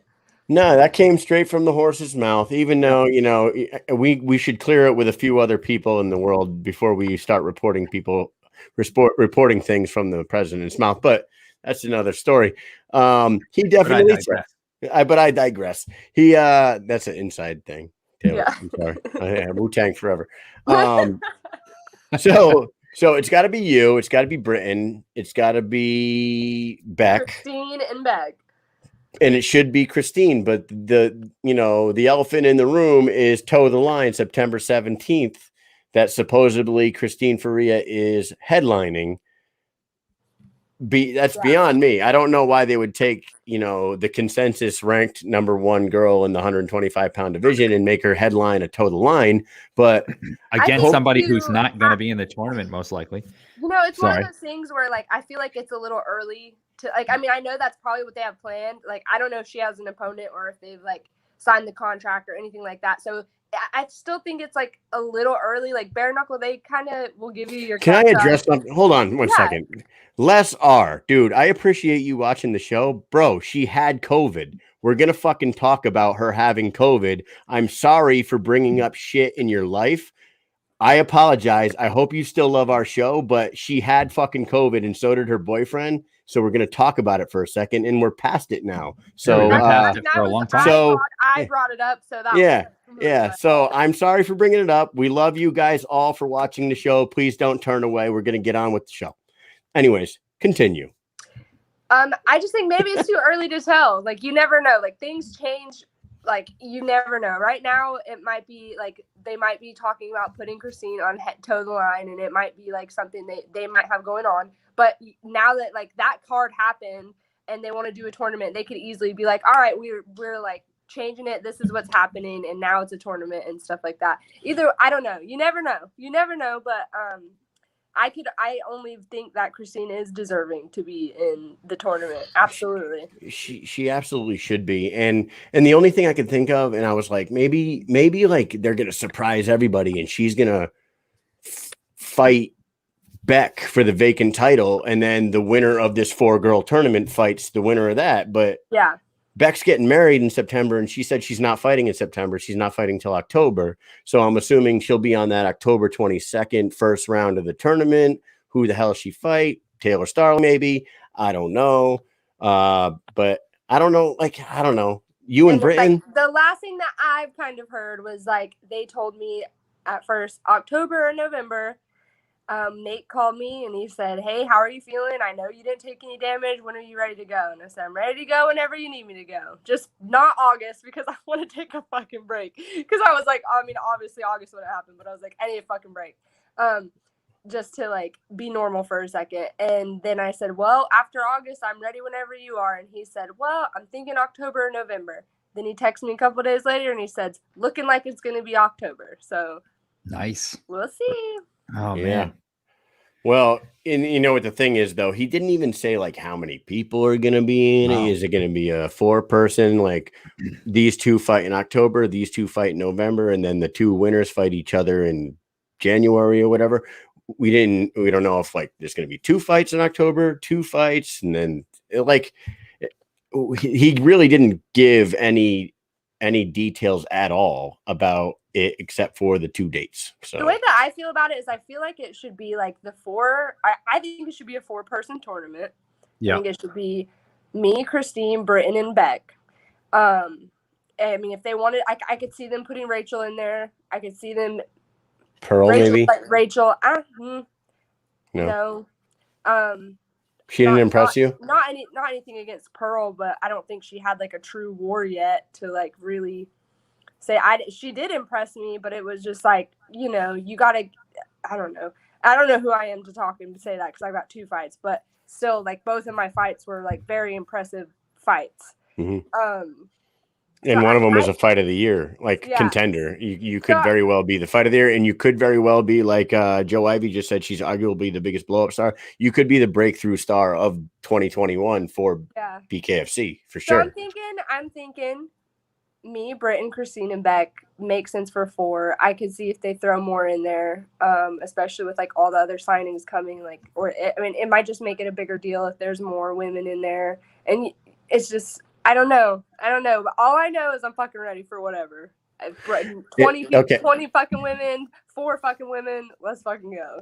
So if it's those 4 and you're playing matchmaker and you're one of the 4, how would you match those 4 up to start off that 4-man tournament? How would you do it? Beck and Britton and Christine. That's exactly the way I would do it. I actually put that on a poster. You know, just because like I know that the fight that everybody wants to see is me and Britton, and I do think that's an exciting fight. I know, look, yeah, look at that. I like all of those matchups. Like when I saw that, I was like, that's a good fight. Yeah, a good fight matchup. That was matchmaker Mike and Mish right there. But I think you know, me and Britton made it very clear that we're very good friends, and it's like if we're gonna do that, it's gonna be backed with some shit before we just like go fight each other. I'm not gonna go fight Britton for minimal money, you know. It's right because it's personal. That's a personal relationship that I have with Britton that, you know, that puts a lot of pressure on that. So we want it to be on our fucking terms, is basically to put it in a good way. Now, did you have a friendship with Cassie Robb prior to your fight with her, or did you guys just like get to know each other right before the fight? I I knew Cassie Robb. I didn't know her personally. Like, I hadn't met her in person yet or anything, but she fought one of my teammates years ago. And I remember, like, her demolishing my teammate. And I always thought, like, man, that girl's tough. And I, like, followed her. And she had a couple personal issues, like, go on in her life. And I reached out to her, and I was like, hey, if you ever need anybody, I'm That's here. cool. I think you're awesome. And we kind of just, like, back and forth on social media. And always, like, it's just been years of us, like, being on each other's social media and, like, kind of watching each other. And when Nate had asked me, like, who's someone that you've, like, always wanted to fight that you think's tough? And I'm like, I think Cassie Robb's pretty fucking tough. Like, that, like, has experience, but has the same level as experience. I mean, like, I knew I had one bare knuckle fight, but, I mean, what, you got to get in there and go again and, like, really test the wall, like, really swim. So I was like, I really like the idea of Cassie Robb fighting. And she had hit me up and said, I would love to fight for bare knuckle. And I was like, hey, why don't we fight then? Oh, did you talk to BKFC about her, or was that already being talked about? I talked to them. They asked Nice. me, they So asked me, like, you got her a job. They were like, who's someone you want to fight? And Cassie had just said to me weeks before, like, so proud of you. Your fight was awesome against Teresa. I would love to get in there. And I was like, okay, well, then you want to fight? And she kind of was like, oh, like, you want to fight me? And I was like, yeah. And she was like, absolutely. And, like, she's like, no, that's not what I meant. And we knew, like, I was like, I have nothing but respect for you. And I was like, we go and fight. And, like, it's business. But it doesn't mean I don't like you any less, or, like, before and after, like, we're going to go in there and handle business. And that was it. Yeah, it looked like you guys were getting along pretty good, especially since you had the Savage Heart beef going on, like, right there the whole time. It looked like everybody was loving the animosity that they had towards each other, because I was kind of looking at everyone's, like, I was looking at your face, and you would kind of like be like you'd make a face, and then you guys are chatting. Did you know, though, at the pre-fight press conference, they had the mics on at some point, and you were sitting there and you were talking to Jenny Savage, and the entire conversation was going through the microphone while they're doing the face-offs. Did you know that? So that happened. Now, I can't even remember a thing you guys said, but I remember Jenny saying things like, I don't know why she doesn't like me, and she was going, you kind of just listening, and it was going on and on. So we had talked about it on the show, and then I went back to look at it. They cut it all out of the show. Like, if you go on YouTube, you can't see it anymore. Or if you go on the Bare Knuckle app, they took it all out. Mic, so I don't know. It was on the hot mic, but they took it off. I remember just sitting there, and I was just like, like, just like, because, like, I think there was, like, at least 3 of us up there that have had our own, like, personal beef with Jenny Savage. And I think Jenny Savage is a great person. I've always been respectful to her, but there have been even times when I've been, like, respectful to her, and she's just, like, bashed me on the internet.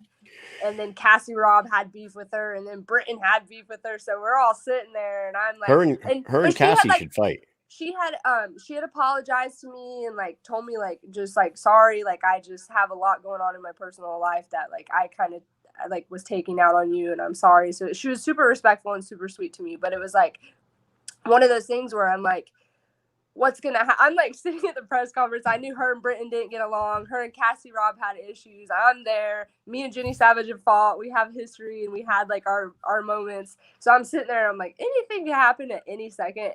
All I know is, like, I gotta be ready for whatever is about to happen. Yeah.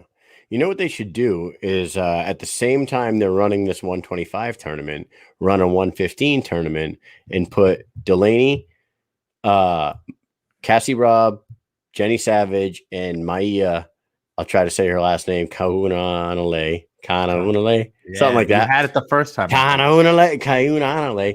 They should take those 4 115ers and run a 4-woman 115 tournament in conjunction with the 125 tournament. And if they open a 115 division, I will hop on down too. Right. That's what I'm saying. And, like, girls like you and Britton would probably go down there and get a little piece of that too. I mean, I'm telling you, there's matches to be made here. Can we talk a little bit about that fight, though? I think we have a video of let's talk about BKFC 19. And once again, your walkout choice was key. I got to be honest. The Roy Jones Jr. Can't Be Stopped by Terry Janoski might have topped That's a you. good one. I love that song. Yeah. That's a good one. All right. Here we go. One thing is she's more relaxed now after having one fight. Definitely those cobwebs, those nerves are clear and everything. So she wants to focus Mike on the Jones. She's definitely excited and expecting a wild start from her opponent. That was your like signature move there. The drop. Here is Cassie, the Joker. I'll tell you right now, when you guys faced off, she looked a lot smaller than you. Like, I was surprised. See, I'm so long and tall, and like I just can't get like fit. Oh, and then why'd you got to do that right off the rip? Start from Taylor Starling in the black and yellow. Cassandra Black Robb and in the yellow, white and black and holding on. Again, there's friendship, and it does not matter. This is a barrage. It's like she owed you money. Taylor Starling, and I love the quick finish. Very smart by starting off and jumping on your opponent who's never had a bare knuckle fight. Look at that. This is an onslaught. While taking a tremendous amount of punishment. Yes, no, you guys have to do it like that. So let me tell you, I knew that fight, like, because it was her first bare knuckle fight. I knew either she was going to be about that life or she wasn't. And that's the thing with bare knuckle. You can go in there and tell when someone's about that life or not. And I was in the back with Keith, and I always ask Keith, like, hey, what do you want me to do first? Like, what do you want me to do when I get on that scratch line? And he was like, I want you to go out there and I want you to read her. And he's like, it's her first fight, so she's probably going to come forward. And I'm like, yeah, okay, you're right. And I said, well, what if she goes backwards? And he's like, throw 1-2. He said, if she comes forward, step to the side slightly and throw a right hand, and that's going to tell you everything you need to know. And I'm like, okay. And I like remember I was so nervous just because of like all the hype and stuff from my last fight that I was like, oh fuck, like this is a lot of pressure. And You felt like you had to top it? yes, I felt like I had to top it. And so like I walked out, I was nervous, and then it was like the second that I got on the scratch line in front of her and looked at her, all my nerves went away because I just read her body, and it was like, she's gonna come forward, I'm going to step to the side, I'm going to throw my right hand, and we're going to see what happens. And I knew it. I knew exactly in my head, like, how it was going to play out, and I executed it. And I knew once I hit her with my right hand, because I hit her really fucking hard. You busted her eye open, like, right off the rip. I hit her with my right hand, and when I saw her eyes and, like, her face and her whole everything, I was like, I got this. And she tried to clinch me, and I was like, okay, I didn't feel tired. Obviously, it was only 28 seconds, but I didn't feel tired or anything punching that much. And the ref, once he said, I could hear him say, like, you got to give me something. You got to give me something. And she didn't. So I knew it was over. So that's when I really, like, picked it up because I was like, fuck that. I'm not going to give her a chance to show him anything. So and that's it was a hell of a performance. Yeah, it was a hell of a performance. And David Feldman today on their show, like, made a little joke. He was like, yeah, it was a great night. And, you know, even with Taylor's slow start, and then he kind of like chuckled to himself because Sosha didn't laugh at his joke. He was just like, literally, he came up to the ring, like, after I fought. He goes, what took you so long? Yeah, what took you so long? And I was just like, I don't know. And then they were making jokes in the back. They were like, maybe we should pay you by the second or something like that. And I was like, no. Now, do they do like 2,000 a second? Do they do? I know they do a knockout of the night. Do they do a performance of the night? Like UFC does UFC, I think does 2 or just 3 performances of the night, right? Yeah. They used to do a fight of the night, knockout of the night, and whatever. What do they do for BKFC? And did you get one that night? I didn't get anything that night. I was sons of bitches. I was a little surprised, especially or after. Which I can't say anything bad about them because they're so awesome and they do take good care of me. But they Dave made a comment before we fought in the fighters meeting that he was going to be handing out cash to fighters. He's like, I've got envelopes in my pocket with cash, and if I feel like you deserve the cash, like, I'm going to give it to you, whatever. So I'm like, okay, cool. I didn't get any cash. And then I was waiting like anxiously like a couple of days after the fight, and then I saw that they had gave it to Rachel like a fight of the night, which I definitely believe she deserved that. And then I don't remember who got knocked out of the night. It might have been Jay Jackson or the Captain Deadpool guy.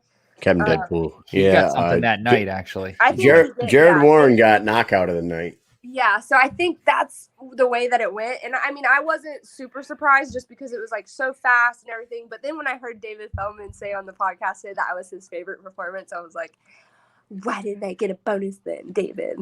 Where's my David? Where's your pocket full of cash then, Dave?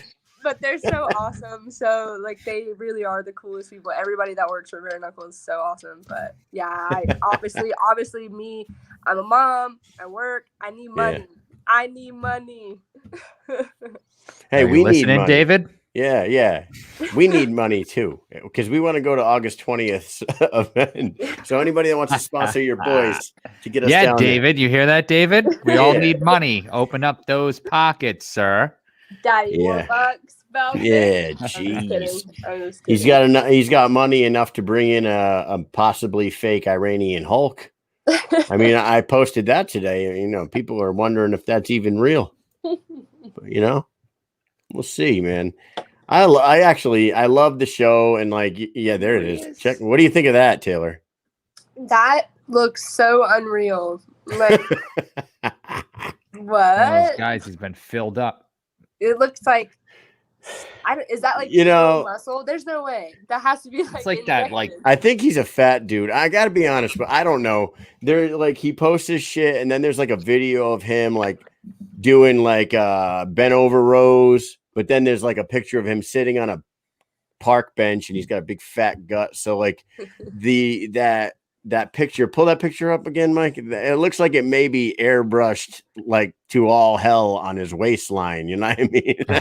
look at that shit. He's got the tiniest little waist and like a 97-inch chest. Like, who the fuck is gonna fight that guy? I think he's gonna get his ass kicked so bad by just even somebody who is like way lighter than him. I just don't think he has it. His arms are going to burn out for sure. You're not even be able to move them. I'm telling you, I said it. Do you know Chris from Tiger Life? Big boy from Tiger Life? Yes. He should fight him. Chris would fucking kill that guy. Tiger Life. He would whoop his ass. Yeah, Chris has been saying he wants a BKFC fight. I want to fight BKFC. And I know they had told him, you're too goddamn big. Cut down to 265 and we can talk. I'm like, 265. Chris is 310 fucking pounds, man. So funny. Yeah, let him fight this Iranian Hulk guy. Yeah, there we go. Super fight. You think he could wipe his ass? He can't throw a punch. I don't think he can wipe his ass. I don't know. That's weird. They use those Eastern units still. They got the little water hose. They don't even have toilets. They shit in the hole. A bidet. They have like so when we were deployed, I remember so they have like these on base. They have all these like they're porta potties, but they're like permanent porta potties. So they have like tile floors in them and shit. So they're very fancy. Okay. And there's a lot of artwork and stuff in there. It's very cool. And there's another one though that I accidentally walked in, like I wasn't paying attention, and I opened the door and I looked and I was like, what the hell? It looked like a sink in the ground with a hole, and then two places where you would put your feet that are kind of like diagonal a little bit with some grips, and then there's like a hose on the wall. Yeah. And I walked in, I said, what the fuck is this? You just blast your ass. Where the hell did the toilet go? And I backed up. I literally backed up. It was probably like 2:00 in the morning because I was on night shift. And I like looked at it and it said Eastern Unit. And I said, what the fuck? What the hell is an Eastern Unit? I said, where the hell's the toilet? Like, I thought I was losing my mind. So I walked into the other one. And it was just a toilet in there. I said, what the fuck was that? So I had to ask someone the next day. I was like, what is this thing? You just squat down and just hose off, I guess. I don't know. I never tried it. Have you ever used a bidet? Bidet, I've never used one actually, but I know what it is. Like a womanly, I don't know if it is more of a womanly thing. I would use it if I had one, but that thing was a hole in the floor. You mean to tell me you didn't okay, Taylor, I got to talk to Mike for a second. You never used an Eastern Unit when you were deployed? No. Nope. I had to do it just to say I did. No way. Oh my God. I wasn't doing that. There was no toilet paper in there. A glory hole. Yeah. I golf in a league called the Glory Holes, actually. Yeah, he does. Eastern unit. The Eastern unit. Eastern unit. Oh, man. It's fucking hilarious. There's no toilet paper. It was a hose. That's the best way to do it. I was supposed to take my pants off? You had never like gone to the bathroom and like jumped in the shower and like you gotta clean.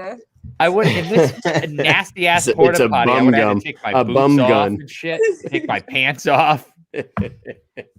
You know what's fucking hilarious, Taylor? When you go overseas, so when you're stationed at one of the bases over there, you have TCNs. They call them third country nationals that they bring into the base, and they're like they're guarded workers that they bring in locals that'll do work on base. But there's porta potties all over in the Middle East. You go in to use one, and there'll be footprints on the toilet seat. That's like. Anytime I use a porta potty, I do that. Like, I stand up on it. Hover, yeah. Like you gotta hover. I'm not. Oh, that's hilarious. In there or anything. I had somebody walk. Mm-mm. I had somebody walk in on me at. So funny story. Back when I was Joe like Ivy just 16. really doesn't like this toilet talk. She keeps begging in the. Can we go back to talking about COVID? Fear mongering. The guy said we were fear mongering. I fucking hate COVID. Are you kidding me? I fucking don't want to talk about it. I don't want to wear a mask. I actually am the guy who's like, I don't want to wear a fucking mask. I got my goddamn vaccine, but whatever. Fear monger. I'm one of those people that didn't get the vaccine. I didn't give a fuck. I was like, I'm not wearing a mask. Okay, people are gonna get mad because we're talking about COVID again. No, I'm one of those people that was like, he left. He left. I'm against all of this, and then I got COVID, and I'm like, oh, like this shit's no fucking joke. But anyways, continue. He said he liked the show, good show. He shares the show, and then we talked about COVID for 2 minutes, and we're fear mongering. He's never coming back. So what the hell? What the fuck ever? Go fucking fall into an Eastern unit for all I fucking give a shit. Anyways, so at 16 years old, right? I was working at I was a carny. I was a carny for for a July 4th week. A buddy of mine was like, "Listen, you can be a carny. You can run. This guy's going to hire us, and you can make a lot of money." So I was like, "Oh, really?" He's like, "Yeah, you just got to run. He'll put you on one of the games, like the crazy high up freaking basketball hoop or the darts with the balloons or something. You just got to hustle people." So I was like, whatever. Let's make some money. So I went out there, and for so long I was working. I was like, I really have to go to the bathroom. And there was like this huge line, right? So I was like, you know what? I'm just going to pull hey, I'm a carny. Like, let me get in there. I got to get back to work. So I run over. I'm like, oh, shoulder my shirt. I'm like, I got to get in. I work for Rockwell Amusements, So they're like, all right, whatever. I cut the line. I go in, right? But I had to go so bad. So I'm hovering. I got my hands on the sides. I got my pants down to my ankles, right? I forgot to lock the door. There's lines of people. I'm talking 6, 7 people. There's 6 porta potties. I'm standing up, hovering. All of a sudden, someone opens the door farther, broke the hinges. They broke it. They opened it so far, and he just stood there. And I went, "Oh, shut the fucking door!" And I'm just standing up, holding on to the sides of the porta potty.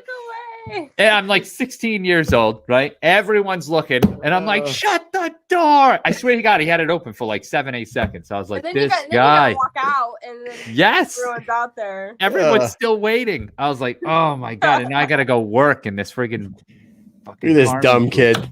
Oh God! I got a good story. I got a good story from my last bare knuckle fight when I fought Teresa.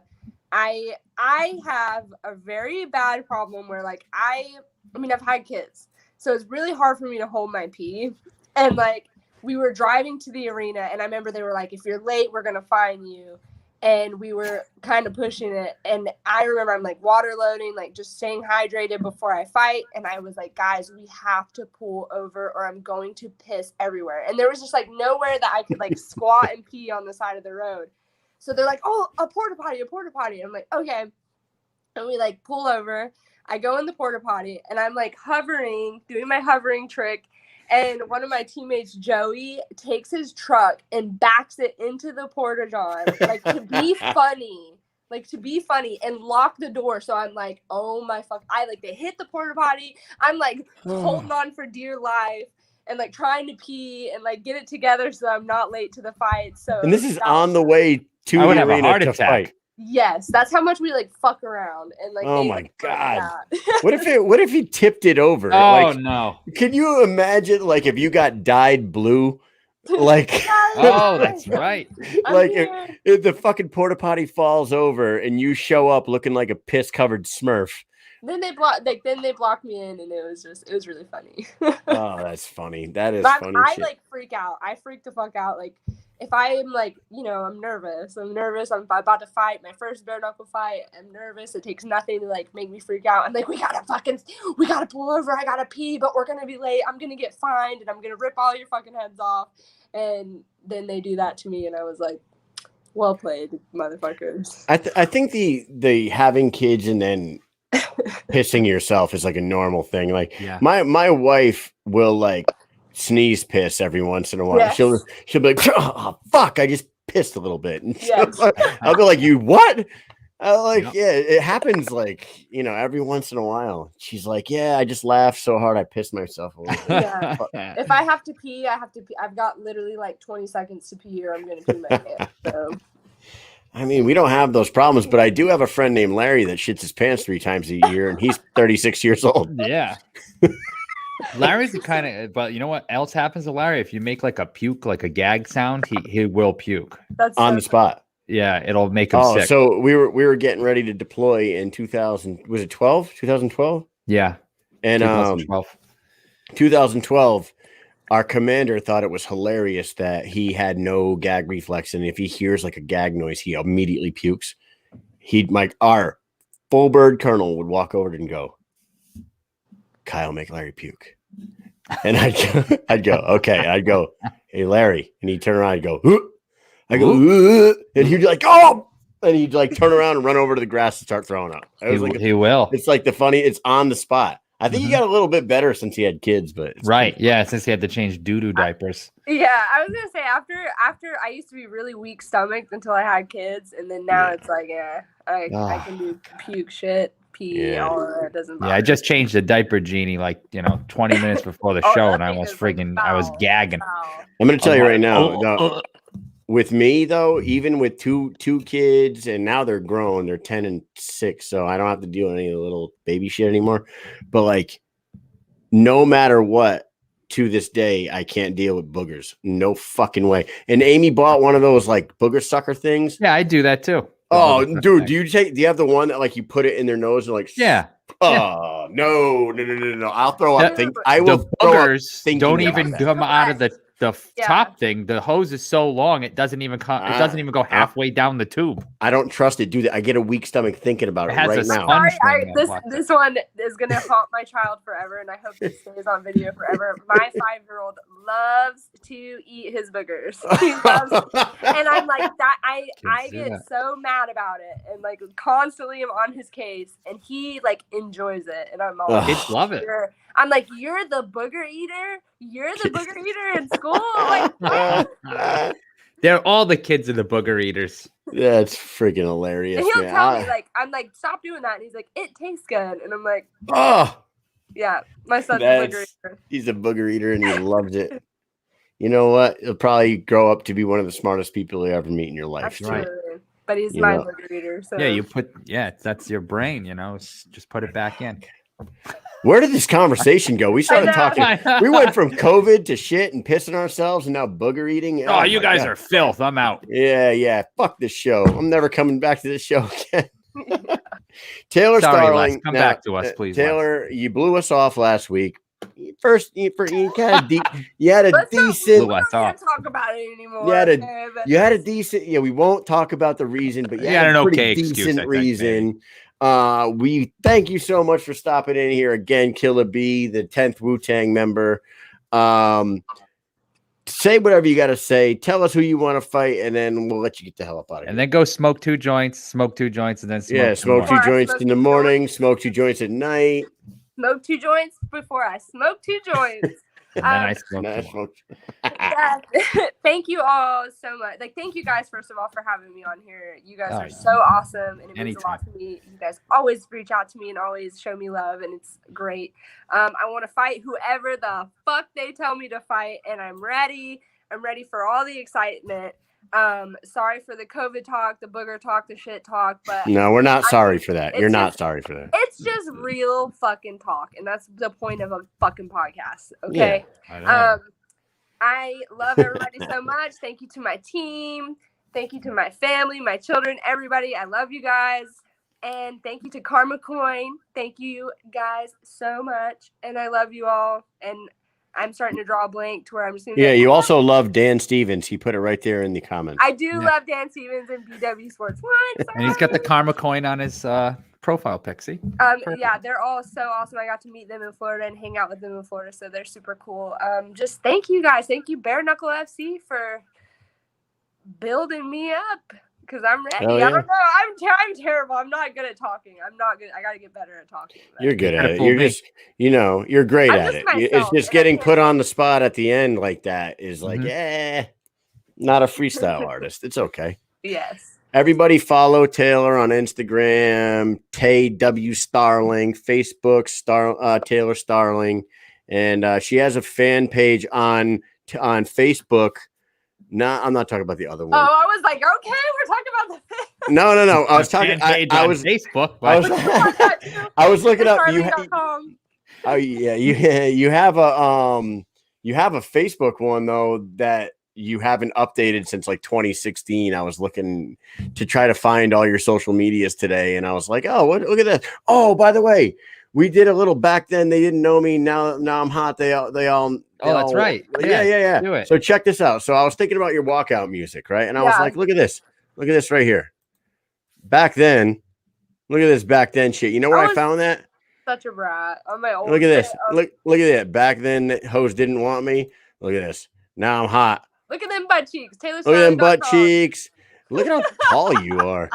Now I'm hot. Long, skinny pole is what I am.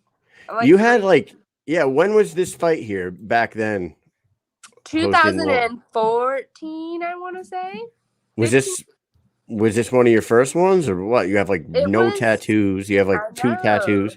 Look at that. And like, what's funny is I'm in much better shape now that after I've had kids and stuff than before I ever had kids. I was out of shape. How old were you in that picture? I want to say 19. Look at you. You had a little 19. Yeah, you had baby fat, little chipmunk cheeks there. No, ew. And now look at that. And now you're mean fighting machine, baby. Now you're a lean, mean woman. You were a little kid back then. Yeah, my fan page. Okay, so everybody, I was married, and my last name, like my married last name was Jenkins, and I tried to change it on Facebook, and it won't let me. And then like that old fan page, I tried to delete it, and it wouldn't. So I was. Yeah, I found it today. There's all the dirt on the internet. So enjoy my cringy throwbacks and. Nah, it's cool, man. It's cool to go back and look at old shit like that. It's cool because I've definitely been on this journey for a long time. I think a lot of people like now that people back then they didn't want me. Now that everyone's all on me, they don't really know that I've been in the game for a minute. So. Yeah, and you were putting in that work for years. So I was trying. There it is. We found it from 7 years ago or 6 years ago, whenever the fuck that was. Yeah. I mean. Thank you so much for coming on here, Taylor. You're always a fun conversation. We can't wait to see you fight again. Hopefully it's October 22nd against Beck Rollins. That's my hope. That's your prediction. That's mine. But that would also mean Christine Faria is fighting Britain Hart. And I mean, that means Christine has to run through whoever she's fighting September 17th in like 35 seconds so she can turn her back around and fight. All right. 3 weeks later, yeah. We'll see you guys and see what's going on. We'll see what's cooking. It's going to be a very exciting end of the year, that's for sure. Yes, it is. Listen, my year started out with a bang, and it's going to end with a fucking bang, too. And we're only to the top, honey. Yeah, 3-0 on the year. If you get one more, 3-0, that's a good year. Hey, and before we let you go, is Keith's fight rescheduled? Is he going to be fighting? Not yet. Hopefully it gets rescheduled. That was just like really like a damper. And it was really hard having a camp together at the same time and stuff. I hope it gets rescheduled soon. Keith might actually be fighting for Bare Knuckles, so we'll see. Oh, geez. Pipe bomb. Here we go. I know. There you go. That one.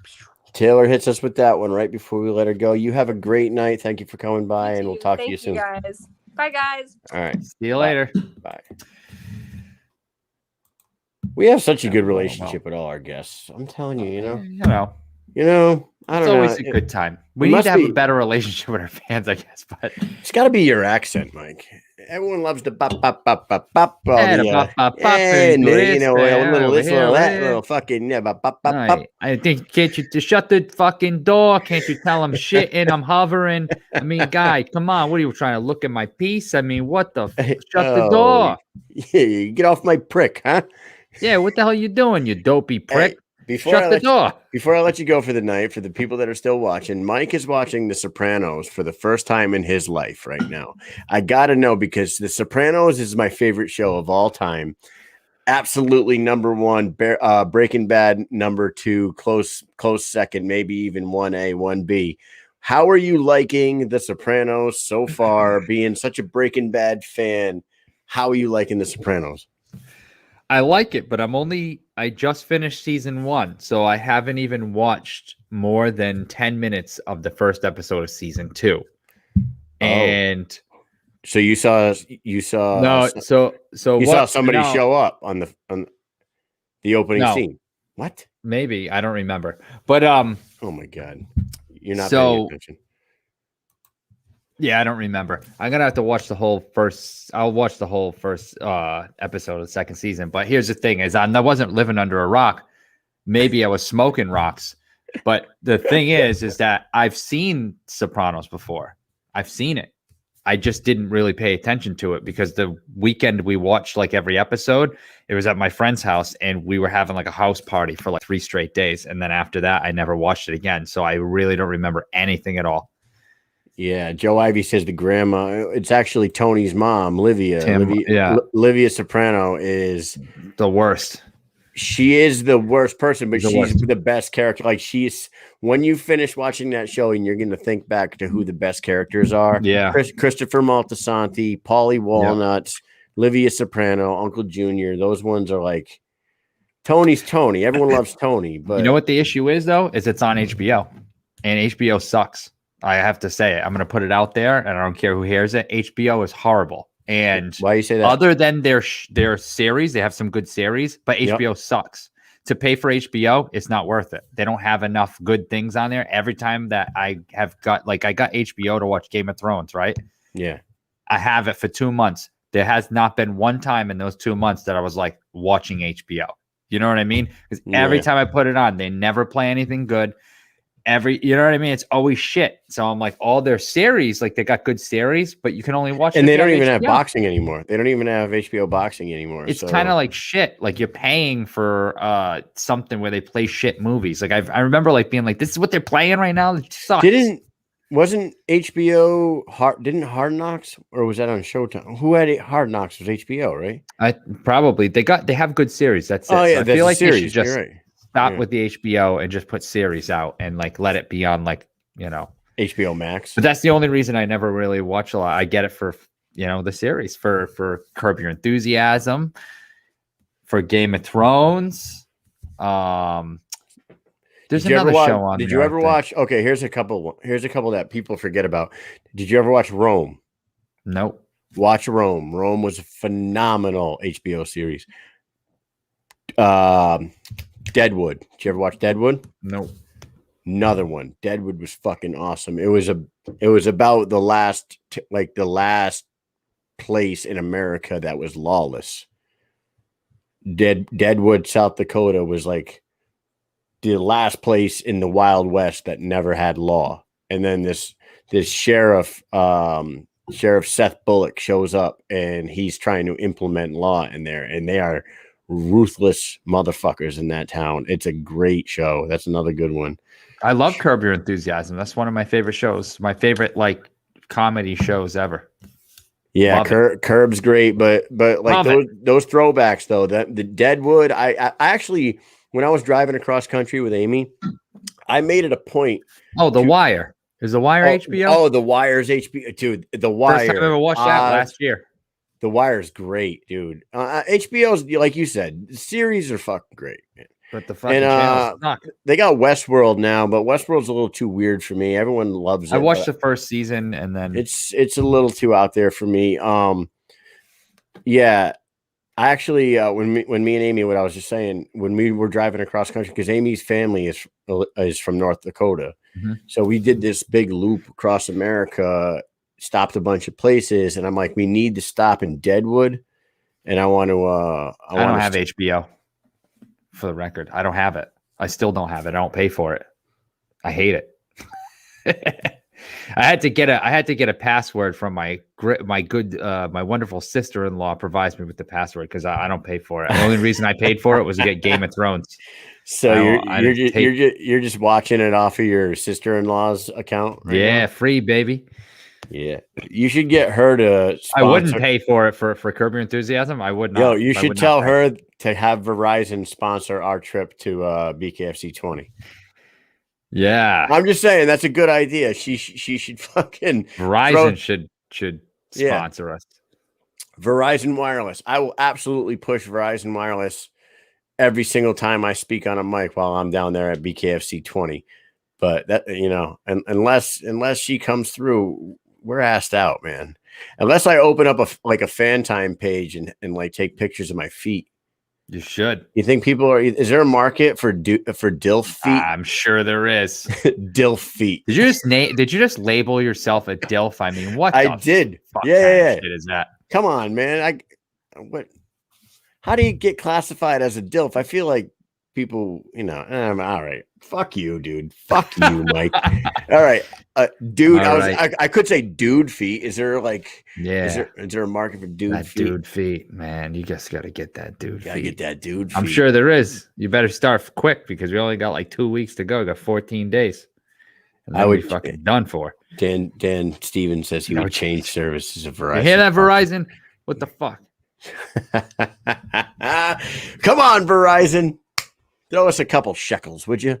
Yeah. Anyways, hey, another great show, dude. Elvin Brito might be the fucking coolest dude on the planet. Terry Janoski, another impressive guy. Janoski. Yep. Not Janowski. No. Kenny Powers. Dude, I fucking love Stevie Janowski, man. Fuck you. He said that right away. He said that, and we had that fucking...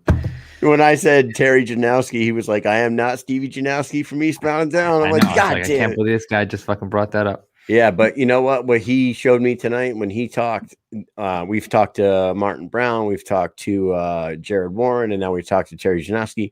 Those guys are well-spoken, very knowledgeable guys out of Shift MMA. Like, they're fucking impressive. They're impressive in the ring, and they're impressive on the mic. Like, I'm impressed with that gym so far. And Red Washington, he might be a wild, crazy guy, but he was slick on the mic too when we interviewed him. He cut a WWE type promo, man. You about to receive, sir. Yeah. I'm gonna get feet selfies. Thanks.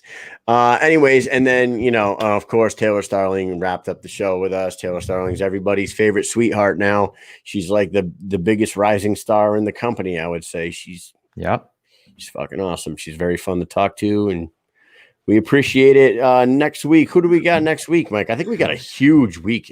We do. We've been busy. So I hope everyone appreciates it. And I hope our buddy, hey, listen, I was just kidding. I don't hope you fall on an Eastern Unit guy, but you know what? Fuck it. Just come back and we're having a good time. Stop being such a pussy. Fucking stop being a pussy. Don't cry. Here's the thing. We have. You can't even see it. It's a now. I'm going to say these. I hope they're all locked in, Kyle. There's one name that's not locked in, right? So I won't say that name. Okay, hold on. Let me look at next week. And yes, the first name is tentative. The rest of them are locked in. Oh, we're going to start off Wednesday at 8:30. John Lee Chalbeck, the Florida Keys kid, is back, and he will be fighting at BKFC 20, followed up by Derek Finley, who's fighting Caleb Harris at BKFC 20, which should be a banger. And then at 9:30 next Wednesday, a third guest. It's another 3-person show. We have Kane Tomlinson to round out the show. And then on Thursday, we have 2 great guests Kyle, who do we have?